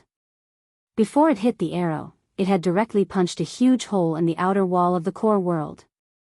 Who could have shot a bullet with such power? Even Jingzhe was shocked. He had never seen such powerful modern cultivation technology. In order to ensure that there were no obstacles in the way of the Dragon Clan's revival, Jingzhe had previously assessed the level of modern human cultivation society in all aspects. This wasn't the power of any heavy sniper rifle on Earth at all. He couldn't figure out who on Earth could fire such a powerful bullet to stop him. But judging from the method, this person clearly wasn't Wang Ling. He and Baizhi had discussed Wang Ling's behavior in depth before, and this was someone who would slap someone at the slightest disagreement. Long-range sniping like this clearly wasn't Wang Ling's style. This is a bullet fired from eternity. In the boundless and deep universe, Baizhi's ethereal voice came from the planet formed by the enormous moonlight dragon's body, which rumbled like a great Tao bell in the universe, making Jingzhe's heart fill with awe. Dragon Lord. Don't worry, my venerable self is by your side. This bullet is just a way to stall for time. Baizhi spoke with great confidence. After all, his opponent wasn't Wang Ling, and he believed that he had a way to deal with this situation. With Baizhi's backing, Jingzhe was clearly much more confident. He took a deep breath and pulled back the bowstring in his hand. A second arrow was fired at Wang Muyu, but at the same time, the silver bullet from beyond the sky arrived again with great precision. With a swoosh, it cut through the air and pierced the outer wall of the core world, sharp and precise. At the same time, Baizhi also acted. From a distant position, he infused moonlight into Jingzhe, which turned into a bright moon behind him. In a split second, endless cold air surged forth, as if it had the mystical power to freeze the highest heavens. The silver bullet slowed down significantly under this freezing power. Wang Muyu could see that this wasn't a simple freeze, but a type of moon god ice that could completely freeze time and space. This was one of Moonlight Dragon's most powerful skills. When they first met, Baizha hadn't shown this power. Now, however, he was able to control it. This shocked Wang Muyu. He was clearly a usurper who had nothing to do with the dragon race. He had merely taken the identity of a Moonlight Dragon, yet he had been able to comprehend the dragon race's ultimate technique to this level. Boom! Wang Muyu opened his mouth and spat out a glass-like flame. This was originally the dragon race's restraining technique to neutralize moon god ice. When the moon god ice met the colored glass flame, one could clearly feel the moon god ice evaporating under the colored glass flame's heat. However, Wang Muyu's proficiency with the colored glass flame was clearly not high, and one could feel that he was already working very hard to spit out fire. However, Baizha's moon god ice was a level higher. Under the powerful freezing power, the colored glass flame's restraining effect was like trying to put out a cart of firewood with a cup of water. Is this the pride of the dragon clan that you spoke of, Jingza? Wang Muyu was furious. As a descendant of the dragon race, he had to watch as someone who didn't belong to the dragon clan usurped the throne. This made him very angry. He asked loudly in a childish voice. His voice seemed to emanate from his bones, and it had a natural and clean quality to it. This caused Jingza's gaze to change slightly. However, he quickly recovered his cold expression and stared at Wang Muyu. As long as the dragon clan can rise again, it doesn't matter to me who the leader is. He replied to Wang Muyu. Crack. Everything happened in an instant. Under Baizha's cover, the moon god ice spread along the trajectory of the second silver bullet. It froze everything around it and froze the bullet in the air. However, the next second, there was a huge explosion in the air. Jingza hadn't expected the second bullet to be a spell trap. As soon as it was stopped by an external force, it would immediately explode. A huge mushroom cloud rose up from the core world. The powerful shockwave affected the arrow's trajectory, causing Jingza's second arrow to miss. I knew it would be like this. In the distance, Xiang Yi sneered. He held the nine-yang divine sword in his hand, and his expression relaxed. His mission had been completed. After all, he was in the past, and it was too difficult to snipe across time and space. It would be better to leave the rest to spiritual Master Nuan. After the spirit explosion, Jingza and Baizha waited in place for a while. The third bullet that had traveled across time did not arrive. Baizha knew clearly that the number of bullets in this time was limited. The third bullet would not arrive in a short time. It seems that no one will stop us anymore. He sighed and gave Jingza the next order. Now was the best time to capture Wang Muyu. Jingza nodded slightly. He called back the arrow and put his hand on the bowstring again. However, unlike before, there seemed to be an artifact tied to the arrow's head. It was a giant sealing net called the 10,000 scale dragon net. It was a magic artifact that Baizha had specially created to imprison Wang Muyu. It was made from tens of thousands of dragon scales, and the moment it appeared, it produced an incomparably dazzling divine light. This net was also a dragon descendant magic artifact, and it was at the light level. In order to capture Wang Muyu, Baizha had definitely gone to great lengths. This was the last attack, and unless Wang Ling came in person, Jingza felt that no one could stop it. Blood seeped from the corner of Wang Muyu's mouth. He hadn't given up, and was releasing the last of his dragon chi to resist. However, with the 10,000 scale dragon net here, it was useless no matter what he did. Chi. Another arrow. And it was an arrow with the 10,000 scale dragon net. At the same time, from an extremely far distance, Wang Ling's gaze fell on the first scene at the same time. But he didn't make a move, because he knew very well that Jingza's arrow would be stopped. With a puff, a green light flew down from the distance like an aurora and directly resisted the power of the two dragon descendant magic artifacts, the arrow and the 10,000 scale dragon net. Damn it, why is there another one? Jingza was a little impatient. One person after another jumped out to stop him, which made him extremely annoyed. Then he calmed down and saw clearly what was stopping his two dragon-descendant magic artifacts. He was shocked. Because it turned out to be a green blade of grass. Is this a sword spirit? In a trance, Jingze frowned, feeling like he had seen this familiar scene before. Yeah. In the next second, a small body broke through the air and directly smashed through the outer wall of the inner world with its diaper-covered butt, forcing its way in. He looked at the baby girl who had suddenly barged in. At that moment, Jingze was horrified.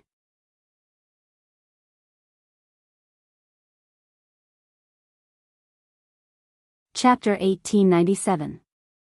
The moment Leng Ming and Wang Wan arrived, Jingze cursed in his heart, because in just a few short minutes, the outer walls of his inner world had already been broken through one after another. If it wasn't for the eternal moon starlight, which had a certain self-healing effect, the outer walls of his inner world would already be riddled with holes. Ya! Wang Wan appeared. Her small body contained a tremendous amount of spirit power, and Jingze was completely taken aback.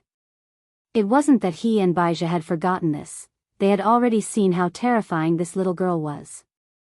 It was just that she was too young, and they had thought that even if Wang Wan took action, they would be able to handle her. But now, Baizhi and Jingze realized that they had still underestimated this little girl's ability to grow. This terrifying little girl's aura was too ferocious. She wasn't even half a year old, but she was like a prehistoric beast. Every day, her body underwent earth-shattering changes. What would happen if she grew up? Thus, in that instant, Baizhi had the feeling that even if Wang Ling was now trapped in the eternal world, the fear of being at the mercy of the old Wang family came back to haunt him. But he refused to admit it, and thought that the person he was facing was just a baby who was nothing to be afraid of. He immediately ordered Jingze, catch Wang Muyu and kill her. Seeing a tiny baby body standing in front of another tiny body, he roared furiously. Without any hesitation, he gave Jingze a death order.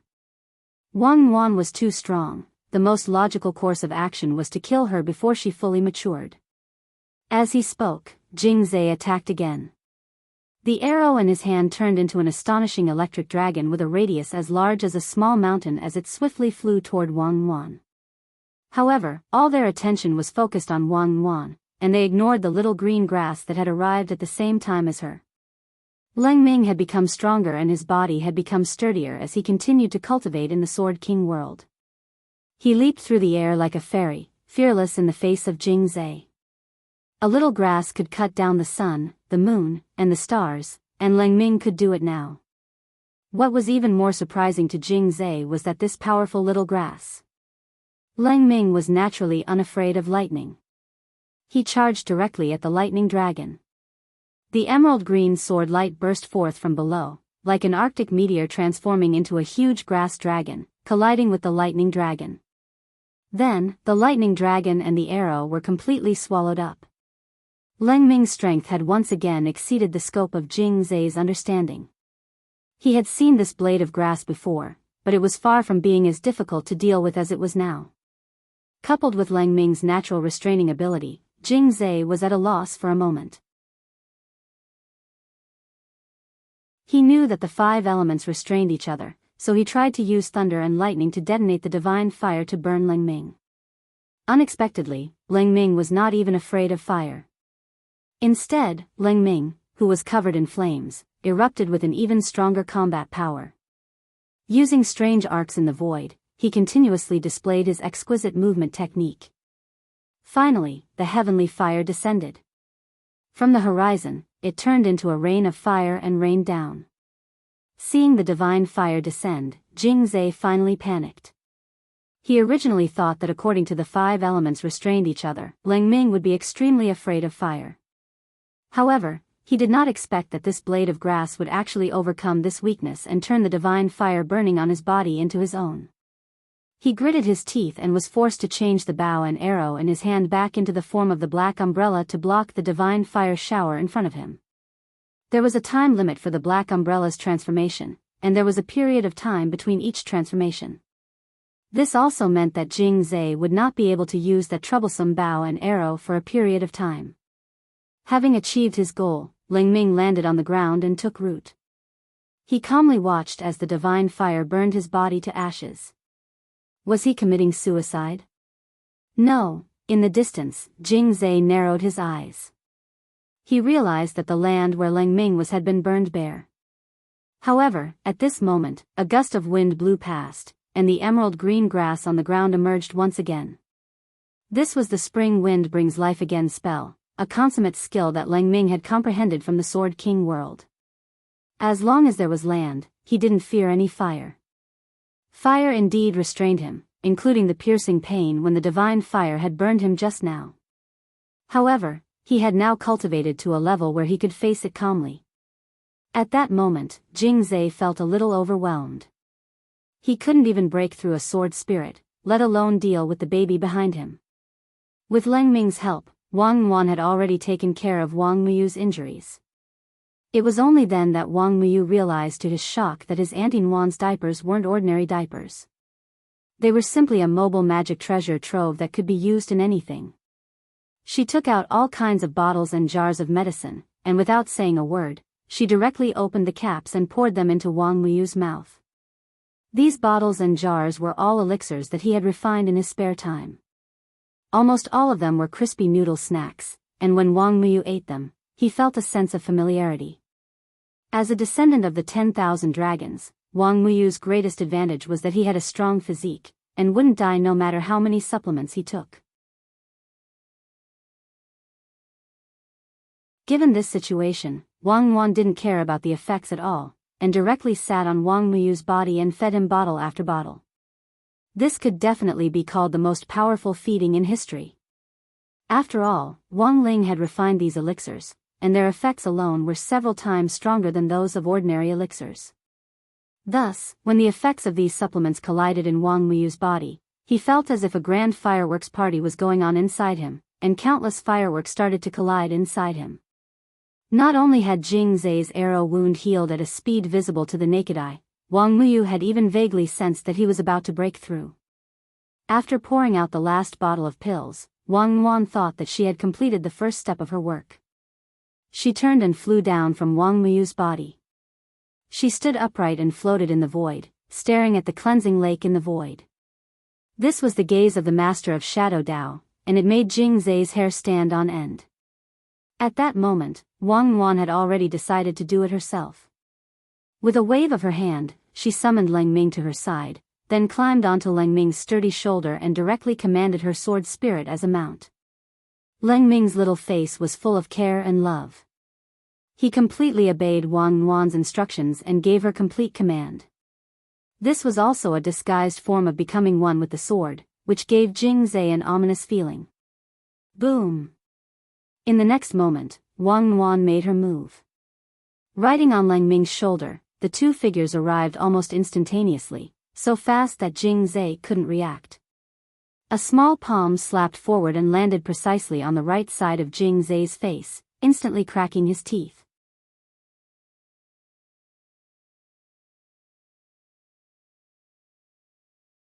Chapter 1898. It was hard to imagine that a palm the size of a baby's, which looked as soft as cotton, could actually slap someone mercilessly. This small slap pushed Jingzai back 100 li in the inner world, and he slid on the ground face first, directly plowing out an abyss. It was just a simple slap, but Jingzai was already dizzy from the slap, and a trace of fear finally appeared on his expressionless face. It was a fear that came from the depths of his soul. Because this slap was all too familiar to him, it was like a memory that had been engraved in his bones since the last time he had been slapped, and he couldn't forget it. When he got up from the bottom of the abyss, Jingzai had already tried very hard to convince himself that the other party was just a little baby who didn't need to fear him at all, but his body still couldn't stop trembling. Thus, Jingzai abruptly erupted. He circulated all his spirit energy and spread his dragon wings wide open, and the sparkling and translucent dragon bones shone with a rich luster under the swirling lightning. Wang Wan was well aware that this was fear. Although she wasn't very old, she was still sensitive to emotions. Everyone faced fear in different ways. Jingzai's apparent outburst was in fact a cover-up. Roaring, he charged to the front and scattered lightning to every corner of the inner world. As he roared, Thunder God whips broke out of the ground one after another. Tens of thousands of Thunder God whips broke out of the ground, and like tentacles, they swayed back and forth in the inner world. The power of the old world? Leng Ming frowned. His Shifus had warned him before that he had to be on guard against the revival of the old world. This was also the focus of Jinka and Bai Qiao's training for Leng Ming. As the future successor of Sword King World, Leng Ming had studied very seriously at the time, and had a certain level of understanding of the old world. It was a mysterious and terrifying history that symbolized darkness and devouring. No one hoped that the power of the old world would resurface in an era of peace. It wasn't just the modern cultivation world, even Sword King World and other worlds had to be on guard against the emergence of this power. And the biggest symbol of the old world was those mysterious tentacles. Wang Yuan had eaten a few of them before, and they hadn't tasted good. Fortunately, they had done their homework in advance, and neither Leng Ming nor Wang Yuan was afraid at all. They had thought that Jing Zhe would come up with something more interesting after his outburst, but in the end, it was only at this level, which disappointed Wang Yuan. As the younger sister, she wanted to surpass her brother, but her brother was really too strong. Who knew how long it would take for him to surpass Wang Ling based on his talent alone? The point was that while she was growing, her brother would also grow. If both of them grew, how long would it take for them to catch up? Therefore, Wang Yuan's goal was very clear. Although she had only been born a few months ago, her small body already had great ambitions. She had thought it through very thoroughly. The only way to surpass her brother was to constantly fight and temper herself in battle. Who would have thought that at the critical moment, Wang Ling would have to resort to such a lousy method? It wouldn't be an exaggeration to say that he was a small fry. If one looked down on Wang Yuan just by looking at her, and felt that as long as they could defeat her with a strange spell that surpassed her age, they would be underestimating the youngest of the Wang family. As the master of Shadow Dao, wherever there was light, there would be shadows, and using shadows to counter attacks was what Wang Yuan was best at. The lightning that Jing Zhe had released actually created an excellent environment for Wang Yuan. Unhurriedly, she sat on Leng Ming's neck and began to circulate all the spirit energy in her body. Boom! On the surface of the core world, countless pitch-black tentacles reached out from underground. These were all shadows that Wang Yuan had replicated. Their might was equivalent to these lightning whips, and the moment they appeared, they formed an equal suppression against the tentacles that Jing Zhe had summoned. Then, taking advantage of this counterbalance, Wang Yuan extended her tentacles again. Ha! But this time, it was Wang Yuan's little foot that touched Jing Zhe's face. The instant this little flying leg kicked toward Jing Zhe, the huge force it formed exploded on Jing Zhe's face, distorting the void and completely tearing it apart. The seemingly ordinary flying leg was actually too powerful. In that instant, Jing Zhe felt as if his face had been swept by a huge mountain, and he was immediately sent flying. He spat out a large mouthful of blood, and his eyes were filled with disbelief. So powerful, even Leng Ming was dumbfounded. Although he knew that Wang Yuan was very powerful, he didn't expect her to be so ferocious and domineering. For a moment, as Wang Yuan soared spirit, Leng Ming felt a lot of pressure. Before he knew it, he had already been swept away. In order to become a sword spirit that was worthy of Wang Yuan, Leng Ming felt that he had to work harder. Cough. Jing Zhe crawled up from the ground for the second time. This was already the second time that he had been attacked in the face. His body was covered in blood, and he looked to be in a very bad condition. The dragon wings on his back had already been fractured, and even a few dragon scales had been shaved off by Wang Yuan. He kept coughing up blood, but his expression still showed no signs of admitting defeat. On the other side, Wang Yuan had no intention of letting Jing Zhe go. After all, Wang Yu was injured. Although she had fed him a lot of tonics, Wang Yuan felt that it was not enough to vent her anger just by hitting him twice. Therefore, after hitting Jing Zhe twice, she was actually waiting for Jing Zhe's injuries to recover. After all, Jing Zhe's injuries could be quickly healed with the eternal moon starlight that Baizha had given him. To Wang Yuan, this was excellent news. Because Jing Zhe's rapid recovery meant two things. One was that he could let her fight to her heart's content. On the other hand, it was a very special way to gain combat experience. Although Jing Zhe wasn't very strong, he had a lot of health. Although his strength was too weak, as long as his body was sturdy enough, he could barely make it as an opponent. Therefore, Wang Yuan calculated that Jing Zhe had more or less recovered, and attacked again. The boundless spiritual energy in her body exploded at this moment, turning into endless lightning. This was a technique that she had learned from Jing Zhe using her Shadow Dao ability. This was truly giving him a taste of his own medicine. Lightning is useless against me. Jing Zhe laughed. He was mocking Wang Yuan for actually trying to use lightning against him. However, very quickly, he was slapped in the face by Wang Yuan again. This was because in the next second, the head hammer that contained the power of lightning smashed onto his body again. Moreover, it was aimed at his vitals. He was hit accurately on the spot. In that instant, Jing Zhe felt as if his body had been struck by lightning. He instantly let out a painful scream. You're tuning into the Dreamy Love Stories YouTube channel. Don't forget to subscribe and join us on this journey to catch the most captivating stories.